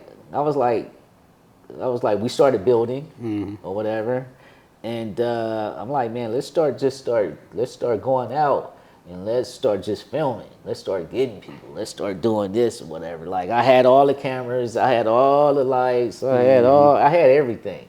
You know what I mean? So there was no reason to look outward for anything. Yeah, you had all the necessary resources. Yeah. You were already, yeah. And then Guy Tori was so dope to where I was supposed to direct it.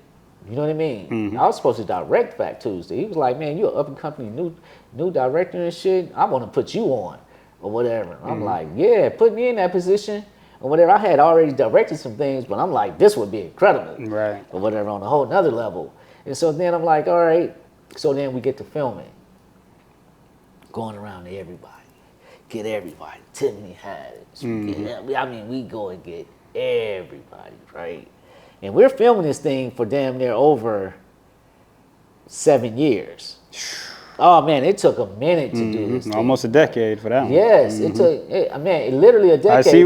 I see why you're so proud of it though. You know what I mean? Like literally, like I didn't want this shit to take a decade, but fuck, that's how shit happens. And documentaries, you know, it kind of take a while to do or whatever. But in this day and age, it don't take that long because of now people get it. They know what they're capable of or whatever, right? And so I was like, and first of all, let me rewind for a second. The reason why I started wanting to do documentaries is because I saw a documentary when I was a kid, to where it was a concert that they had at the Coliseum, and all these people came out or whatever, like, but it was a positive, like, treaty type concert. Right. Like everybody come out from different neighborhoods, and we were at the Coliseum, and they had some major artists and shit, right? And I said, wow. I said, damn, I love this documentary. So later on in life, it was like, oh man, that's how one of the reasons why F.A.N.T.A.S.Y came about. That's what inspired you. Yeah. Yes, you know that, and Bastards of the Party. Oh, okay. By Bone or whatever. Bone did that one too. The one that I just showed you about Conrad, whatever. He did Bastards of the Party. That's his film. Okay, that's dope. So to come working with him, I was like, oh shit, which he respected me on a whole nother level, because I knew one of his best friends back in the day when I was only 15 or whatever. And he's like, damn, B, like your best friend loved me or whatever before I even knew Bone or whatever. And so that's how F.A.N.T.A.S.Y came about. It was a mesh of that film or the concert, and then it was a mesh of Bone's film, Bastards of the Party, and then I combined the two. Okay. You know what I mean? Through reality and music, right? So, okay, now fast forward, because it's crazy how things work in life. Fast forward, Guy walks past, I'm talking about F.A.N.T.A.S.Y, then he's like, I got a film that I want to do, but I really don't know what the steps to take or whatever. And so I said, okay, I agree, let's get into it. So we shoot all these interviews or whatnot. And because he's well respected in comedy, he can get anybody or whatever. So he go gets fucking his brother, Joe Torre, Poetic Justice. He go get Tiffany Haddish. He go get Kevin Hart. He go get all these people, right? And it's looking good or whatever. And so we ended up shooting a film or whatever. And we ended up doing like a trailer for it, right? We do the trailer or whatever. The trailer turns out super fucking dope, right? And the only thing that we didn't get was Rodney King. We had Rodney King on a Monday, and he had died that Sunday. Right? And then that taught me like never to wait. Right. Like with your persistence and you making things happen, that taught me never to wait. It's like, man, these motherfuckers, shit, you can literally be dead the next day. So you need to get it while you can. You know what I mean? So we do the trailer, then we started going out and having these pitches or whatever, like, and I'm talking about people are like loving it. They like, really? How is this gonna work? I'm like, oh yeah, it's gonna be a 3-part series and yada yada this and that and that. Who you guys gonna direct? Who's gonna direct it? Now this shit is getting way up here though. Like my concern is when people thought they were competing with me, like I never looked at them as competitors. Right? And I'm having meetings on the 51st floor. You may be having meetings on the 22nd floor. You know what I mean? I hear you loud and clear, sir. And I'm not trying to. There's levels to this. Yeah, just in layman's terms. Yeah. But I'm not competing. I'm not competing. But you're competing with me, though. People are competing with you. Blessed art thou the chosen. Yeah, yes. You know what I mean? So I'm like, okay. So I'm like, I'm not even tripping on all that because I know what I'm capable of, whatever. And so, Pure heart is powerful. yes. So we go in there, we have these meetings and everything, and they say, we get the go ahead, get the green light. I was like, man, I was like, is this shit really happening? Like, this is dope, right? You get the green light, but this shit is so huge. You can't direct this one, B. You can't direct this. We need other people. We got to have a bigger name director. Like, this is too, it's a lot of money behind it, and you know.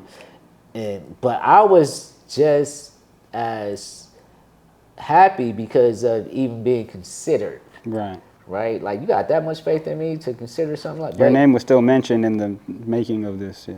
But it's because of I had done fantasy and I had done all these other things. I was a finisher. You know what I mean? Yeah. And they was able to accept that. But this was just like, man, there's millions of dollars going into this one. Yeah. So they want somebody like, you know, with the name that can draw the, Yes, you know, that's that's exactly known what for it is. drawing millions of, yeah. That's exactly what it is. And Guy says, you know, Guy says, what you think about it, B? What you willing to, you know? I said, fuck, man, for the prize, for to finish, yes. I had 3 names on there. He said, who you think we should get to direct or whatever? Because we all had to vote. Whatever. The guy says, let's do Reginald Hutland. He was the guy that done like the Boondocks. He's the guy that did all the house parties. He's the guy that did the Black Godfather. I think he did the Black Godfather. He's just done a lot of things, Right. a lot of great things, whatever.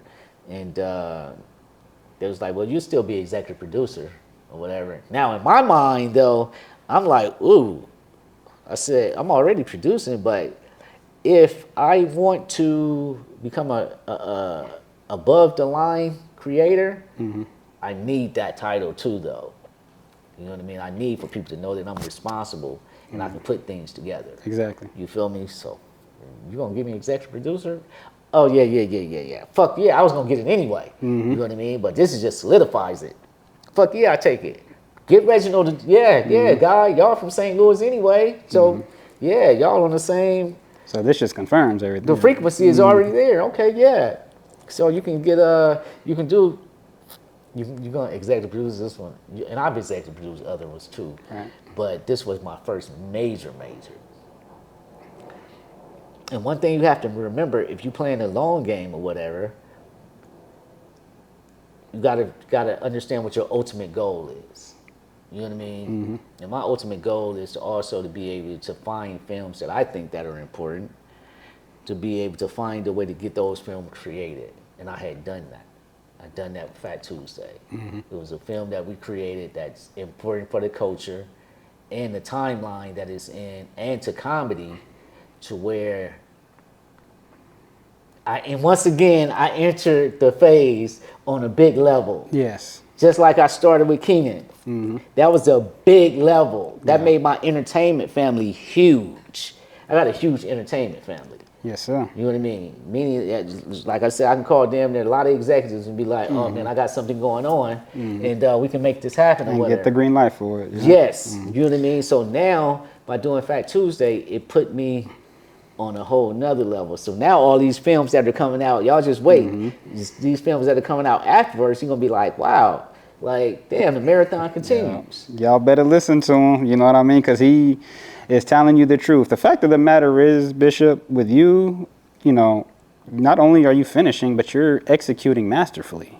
You know what I mean? And it's, at least for like, you know, the projects that I have seen, and like, you know, like I said, the ones that have inspired me the most, I mean, it's like, like I said, most of them have me on the edge of my seat, and I want, not to, like, you, as much as you wanted to finish making them, I want to finish watching them. Wow. You know what I mean? So that's crazy. You know, that's crazy. And which is why, you know, I'm eternally grateful just to be sitting here with you right now, you know, in your home at that, you know.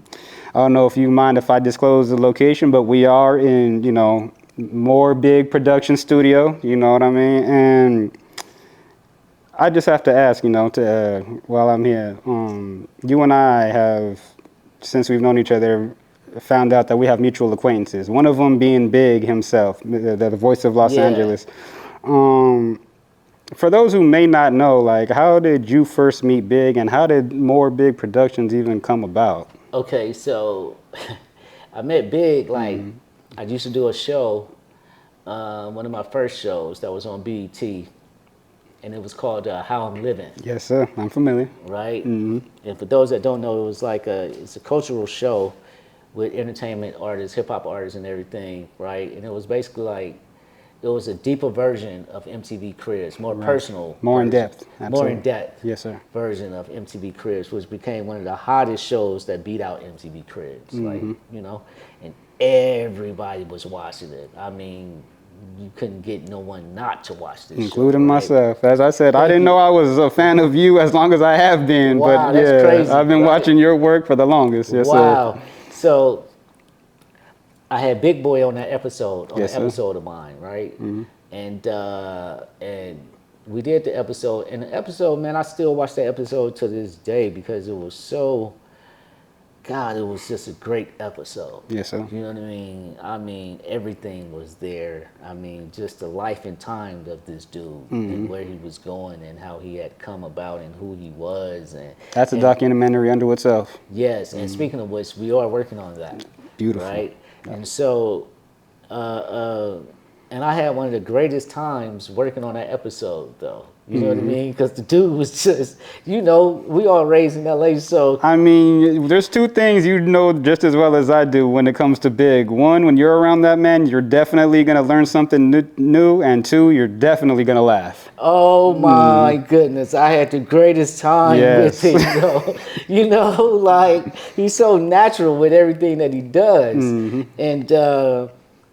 And it was like we had done the episode, and the episode turned out great, right? The episode, everybody loved it. Like we had at the time, we put him with Wendy Williams, right? And Wendy Williams, she's this big icon on the East Coast in radio and all of that. And Big messed around and outshined her, Of course. at the time or whatever. And it was just like, so I was getting so much attention from this episode.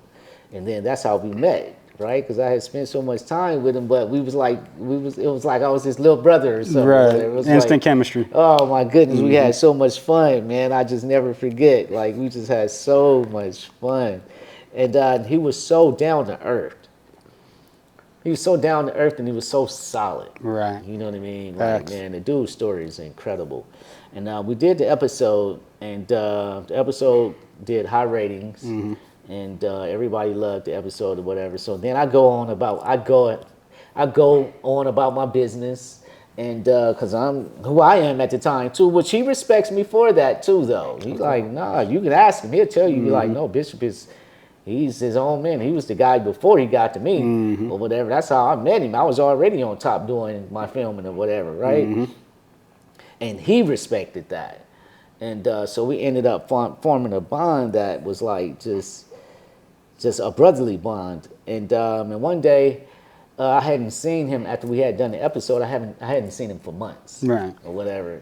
And a friend of mine, she called me up and she says, you want to go to this movie screening?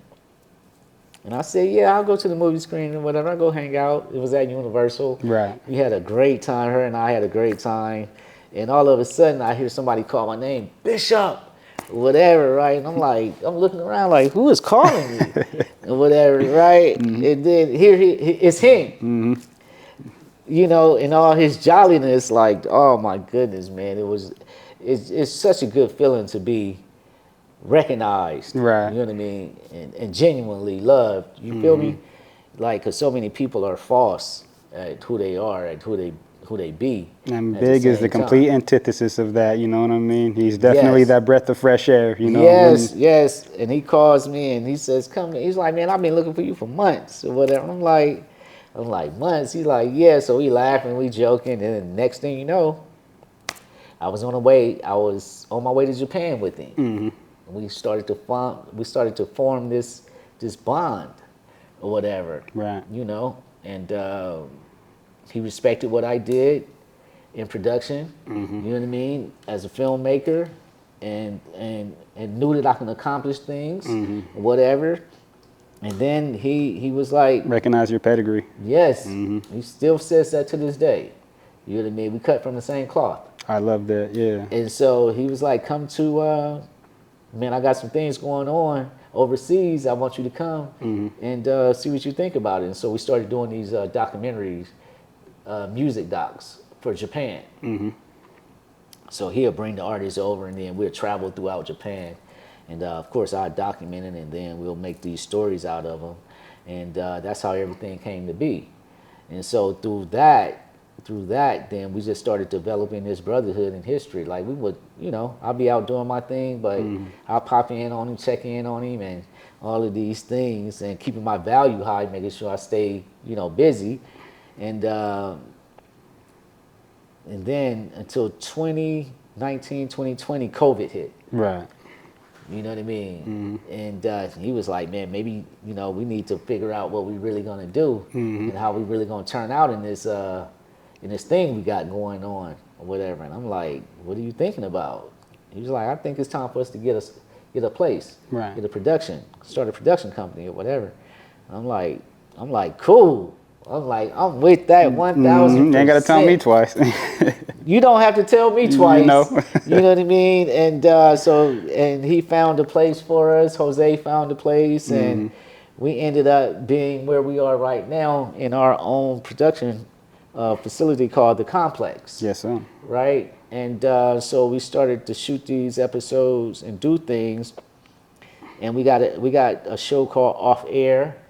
That basically, it was a big concept on, like, the greatest, he has fun on the radio. Yes, he does. You know what I mean? Yeah. But the greatest conversations are done off air. Off the camera. Oh my goodness. If you would hear these conversations, you know what I mean? I've been there for a few of them. Okay, then, so I know. So then it's like, man, let's do these conversations on air. Yeah. You know what I mean? But let's do them outside of the studio or whatever. Let's give it a different look and a different home, right? And so that's when you guys came to the Pan-African Film Festival, yes, sir, where they had showed one of our first episodes with Snoop Dogg, the Off Air with Snoop.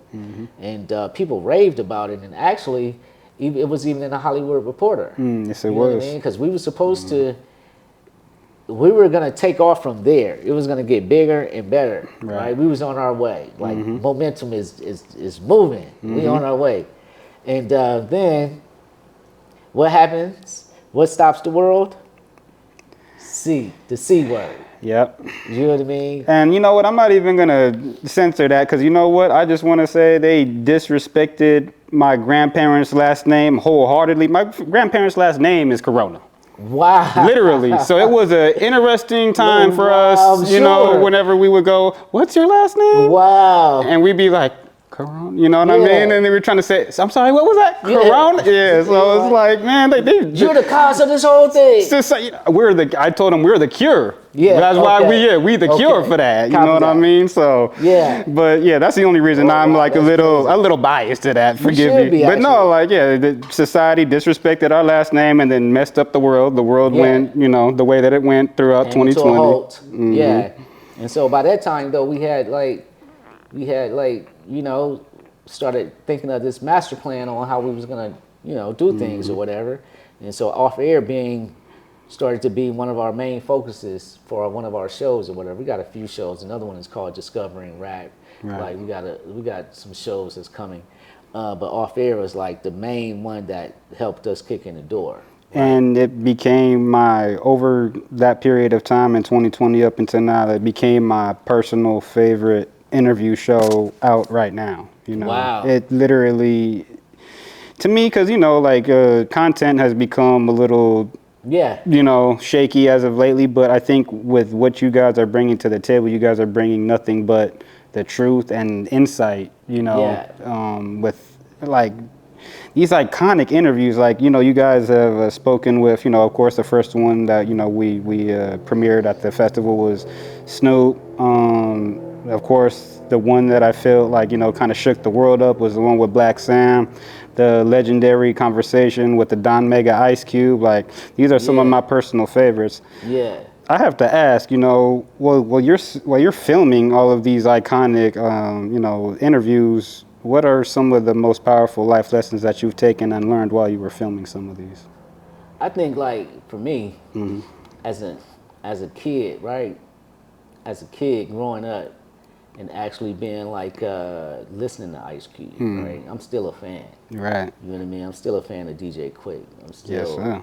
So I'm actually kind of fascinated that I'm the person that's doing these things, whatever, right? And so I never let those things go to my head because I still feel like I'm a blessed individual to be able to be in this space. Right. You know what I mean? So, and I would say what I've learned about him, that would be the most, is that I will always feel like I'm a fly on the wall and always want to learn. You feel me? So no matter how great I can become or whatever, like there's still some learning to it. And I am the reason why I love documentaries so much, because I always want to learn some shit. I Right. always want to learn some new things You and I about both. people. It's just, it fascinates me, you know? And so with what Big does over here with the off airs, it's like a constant learning.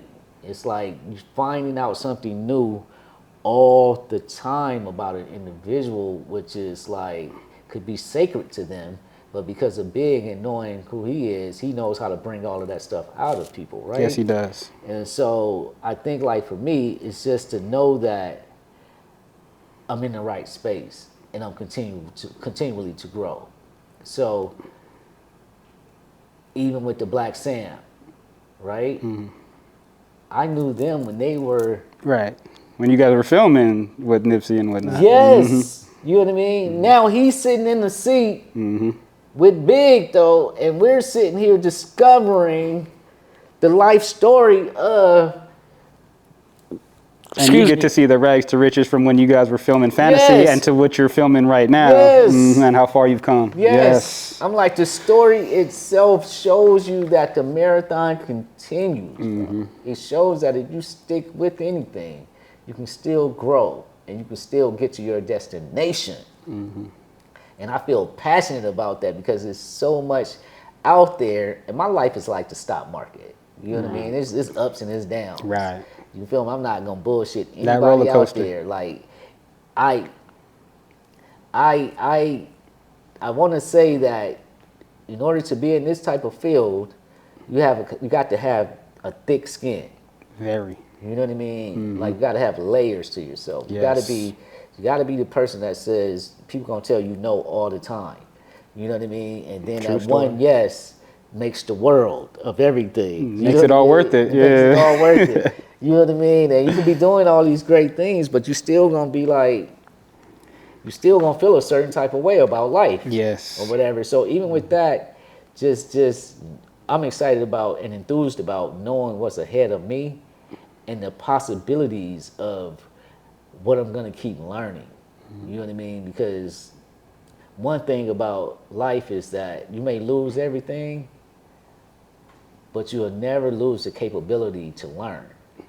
You know what I mean? So when I hear these stories or whatever, I'm like, oh shit, I'm sitting there just as excited as the people that are watching it too, though. You know what I mean? I'm fascinated. I'm on the edge of my seat too. Yeah. You know what I mean? While I'm filming, I'm like, oh shit. I'm like, you'll hear me laugh sometimes. I'm like, oh shit, like, damn, did he just say that? Or whatever. Like, and I'm like, man, this is so dope that I'm able to sit here with whoever Big brings on. I'm sitting here with two legends. Right. Big and whoever he has. Someone told me the other day on my LinkedIn, I looked on my LinkedIn and I put up the picture with LL Cool J. And I said, oh my God, because I used to rap, I Need Love to Women. You know what I mean? Like, literally. Smooth move, yeah. Yeah, I used to, like, LL was my guy. Lady right? love, yep. Yeah, you know what I mean? Like, so I used to rap that to women or whatever, to the young girls. Where they'd be like, ooh, you sound just like LL. You know what I mean? So when I got him, like, that was a moment. And so I posted that picture on my Instagram or whatever. And I'm like, I'm with two goats, with Big and with LL. And somebody wrote in the comments, they said, what did he say? He said, B, you are the GOAT. And I said, I sat back and I looked at it, I read it again, and he put the word Y-O-U in capital letters. So it made me think about it. And this is somebody that has done work himself or whatever. Like he's most definitely paved the way for his film career and done these things or whatever. But when I sat back and I think about it, when I read those words, I said, oh, you actually have I'm a very, what's the word I'm looking for? I'm the type of person where it's hard for me to believe anything. You know what I mean? Oh, you're cynical. Yeah. Oh my God, it's hard for me to believe anything. Yeah. It's hard. Sometimes it's hard for us to accept compliments. Yeah. That's me. That's me 1000%. But when these moments happen, because I'm right here with you, I'm relating wholeheartedly. I've had somebody who I've looked up to most of my life, and I've reached a point to where, like, yeah, they're commenting on my pictures now, giving me these types of "you're the GOAT," putting in the GOAT emoji, and it's like, you have to stop for a moment, to take that all in. You know what I mean? Yeah, it's I know exactly what how you felt. Yeah. And then, but I looked at who it was coming from, and I said, "Ooh, this person knows what I've been through too, though." You know what I mean? I said, "Ooh, this person has certain stories about me that I didn't even know that touched him in a certain way, though." And he comes back, a lot of this shit, man, I even forgot. You know what I mean? Right. Like you tell me something, I'll be like. But once again, your real ones remember for you. That part. You know what I mean? And when he said that, I said, and I had to look into what he was saying. Then I thought about why he was saying that, though. And I said, oh, wow. This is how these people actually see me. You know what I mean? And sometimes you have to accept it because it is well earned, though. Well, it's important to accept it because, we've accepted all the negative energy, hate, quote unquote. We have to be able to accept the positive just in the same breath. And it's hard for me to take those positives. It is because we're not the type that likes to get our head big. We don't like our egos massaged. We don't like, all the, someone trying to make you feel more than or trying to make someone feel lesser than. That's not us. You know what I mean? But something even deeper, though, is that I started my life off being unworthy. You're right. You know what I mean? Like coming from a single parent, it makes you think that why this other person doesn't want you, or why. So it starts to make you feel unworthy. So my whole life, the Most High had blessed me so much, but I could never be happy because I felt unworthy. Asking why, trying to build a better fantasy for myself. Exactly. You know what I mean? So when I figured that out, I started to tell myself, oh man, you cool. You can do this. You know what I mean? You are loved. You are that guy. I had to start psyching myself up to believe it. Yeah. You know what I mean? Because my brain would tell me nothing but negative thoughts. My brain, I heard so much negativity that my brain would tell me negative thoughts. You understand? You know what I mean? Like, my brain would be like, you can't do that. You ain't shit. You and I, like I said, you and I have that same background. For me, I was getting, like, from my OGs, I was getting, like, bad advice, but for good reason. Like, for his own, like my big homie, he would tell me, because he got so frustrated with me, because, he would see me with, he had just saw me with you and Big at that comedy show. And, I think around that time was like, he kind of got fed up, like with how I would conduct myself, because I would always be so humble. Yeah. But I don't think he meant it in the way he said it, but he meant it in a good way. Like, Cal, stop being so damn humble. You know what I mean? Yeah. You know what I mean? Like, don't, because I guess he just didn't ever want me to put myself below anybody else. You know what I mean? The thing is, in order for you to get to a certain place, you have to humble yourself. Exactly. You know what I mean? That's what I try to tell that's how I got here. That's what put me there to begin with. And that's why people will continue to build with you because of your humility, though. Right. You know what I mean? Like, that humbleness goes, like I said, I told you in the beginning, I wasn't the best cameraman, I wasn't the best DP or anything like that, but I was so humble that I can be in a room and people not know I'm there, and I was still getting the work done.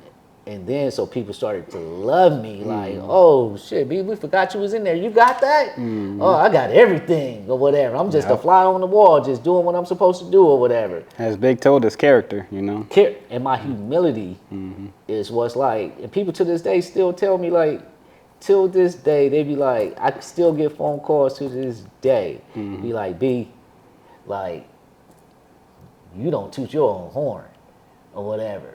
You know what I mean? That's why other people's toot it for you. Yeah. And then my homeboy called me and told me the other day, he said, I don't even think you know how to toot your own horn.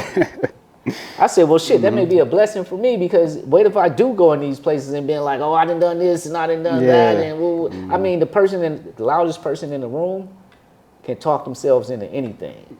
Exactly. But that doesn't mean that they can do anything. Exactly. They just know how to talk it. You feel me? Like, I'd rather walk it instead of just talk it, though. Exactly. And that's been my whole get down. Believing in myself and walking it, because I also had to battle with my brain. Like at 5 years old, my brain told me, this is all God's doing, because he needed me to be aware of how powerful your brain is. And at 5 years old, I was sitting by myself on the porch one day, and my brain told me, said, and I always tell this story because it means so much to me. My brain said, stop breathing. Out of nowhere, this thought come in my head, out of nowhere, stop breathing. Now, guess what happens to me? I become conscious of breathing. I can't even breathe. I can't stop breathing if I wanted to.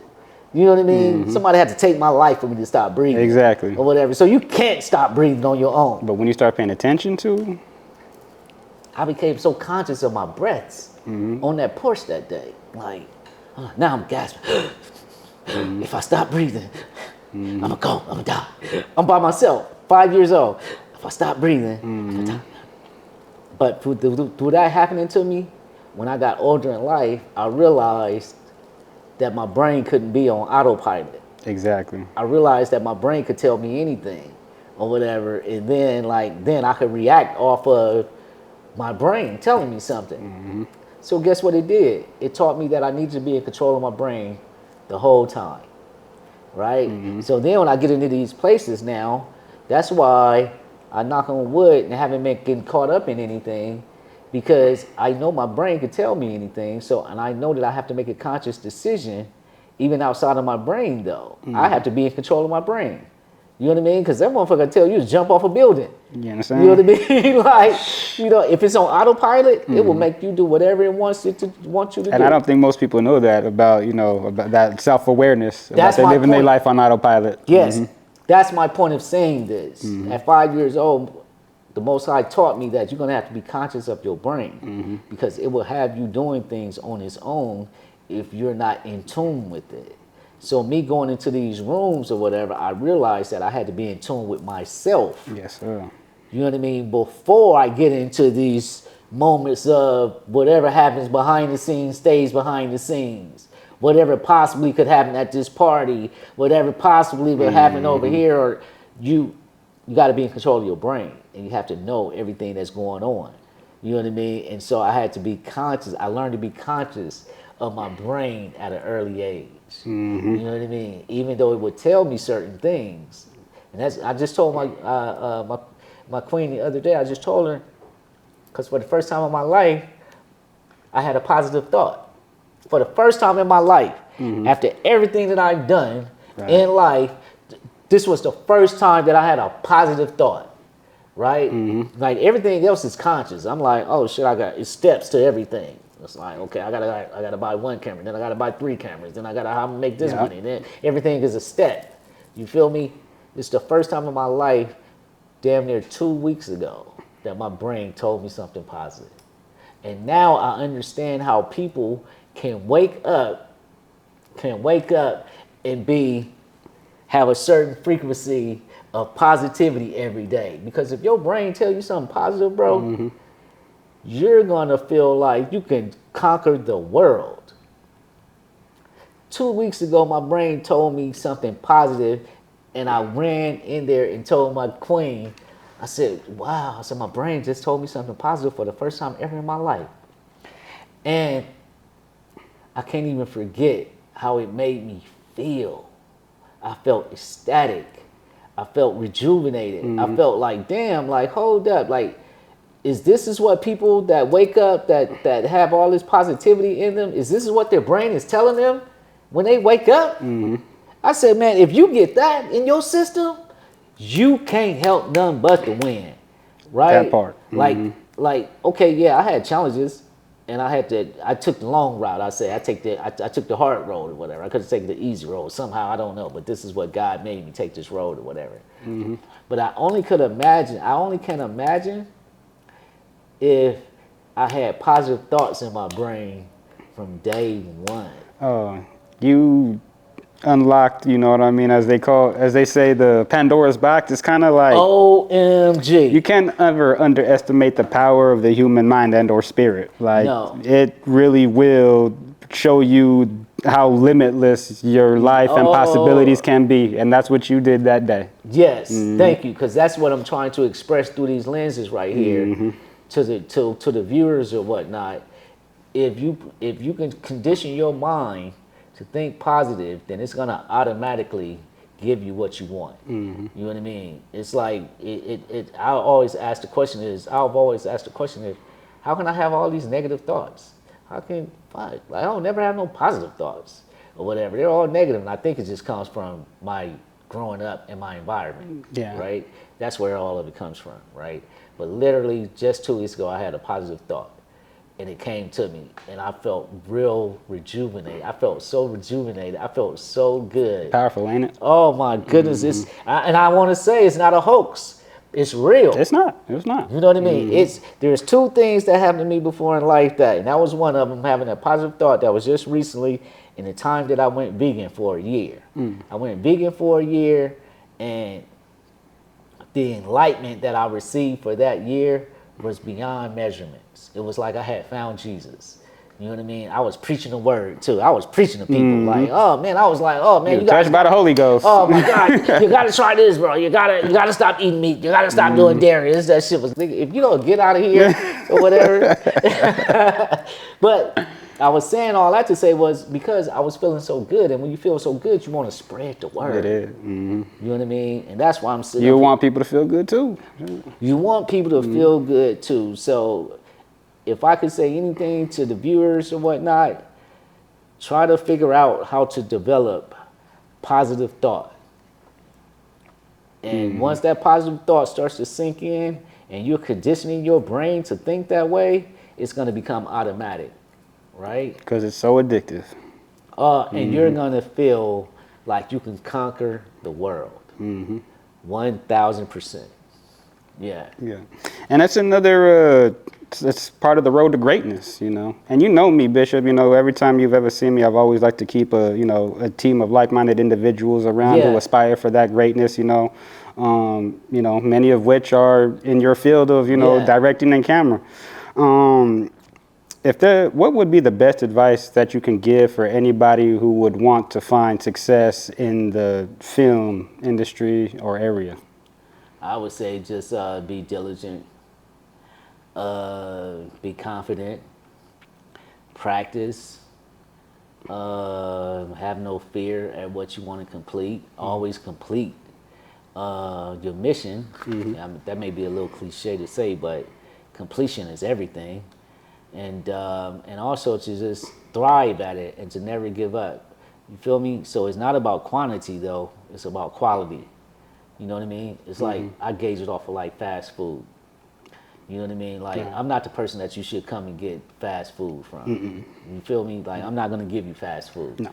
I'm a full restaurant. I'm gonna give you a 5-course meal. Gourmet. Yeah, I'm gonna give you that. You know what I mean? But if you're looking for fast food, then you can go get it from someone else. I don't mind that. Know who you are and where you want to go, and to get busy doing it.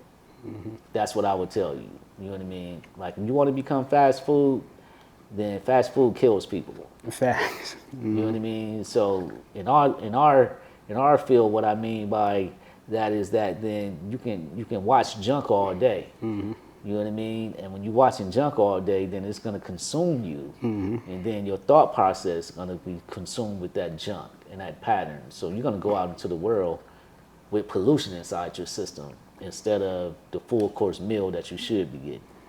And at least that's what I try to give to people in film. Like, and I could have done a gang of who done it and why. You know what I mean? But I chose not to. You know what I mean? And I chose quality over the dollar. And I don't think many people would do that though. Not in today's age now. And I see why. You know what I mean? I wouldn't want to go through like the stock market.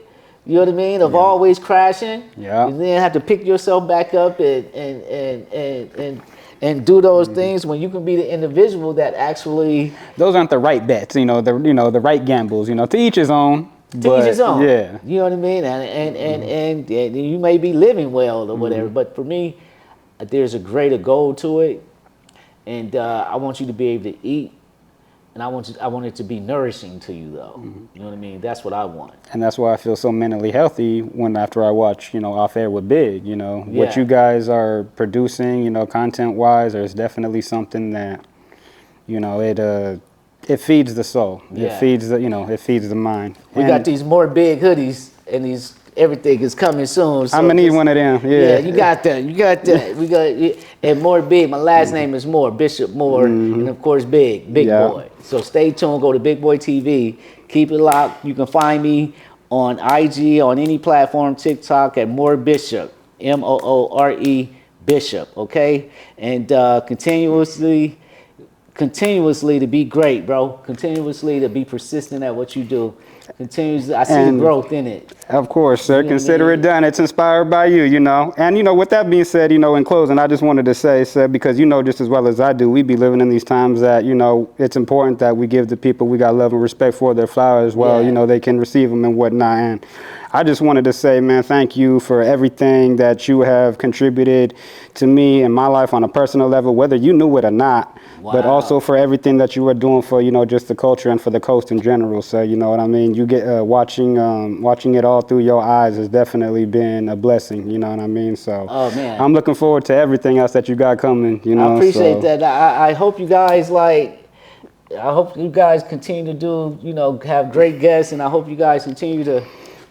Well, I believe in your key, to success in the collaboration philosophy. Hopefully we can unlock some doors together as we go along in the future. Continue to build and continue to continue to grow and continue to. At one point, your cameraman is gonna stop buying cameras. You feel me? Because he knows how many cameras he have to buy, and this shit just keeps growing daily or whatever. That's what happened with me. I was like, oh man, I can't keep buying cameras. I buy every new camera that come out. I'm like, okay, I better become proficient at something. You know what I mean? And then I got into the lenses or whatever. Okay, I just slap some glass on there, and then we'll develop the look. Fuck the camera. I'm already surgical with the camera. You know what I mean? What's the latest camera? That's what people be asking me now. New schoolers be asking me that, like, what's the latest cameras you got? I'm like, the latest camera? I'm like, it ain't about the camera. It's about who the operator. It's not always the tools. It's the tool man. Yes. So keep it locked, man. Congratulations, you guys. Thank you for having me. And just like that, we out.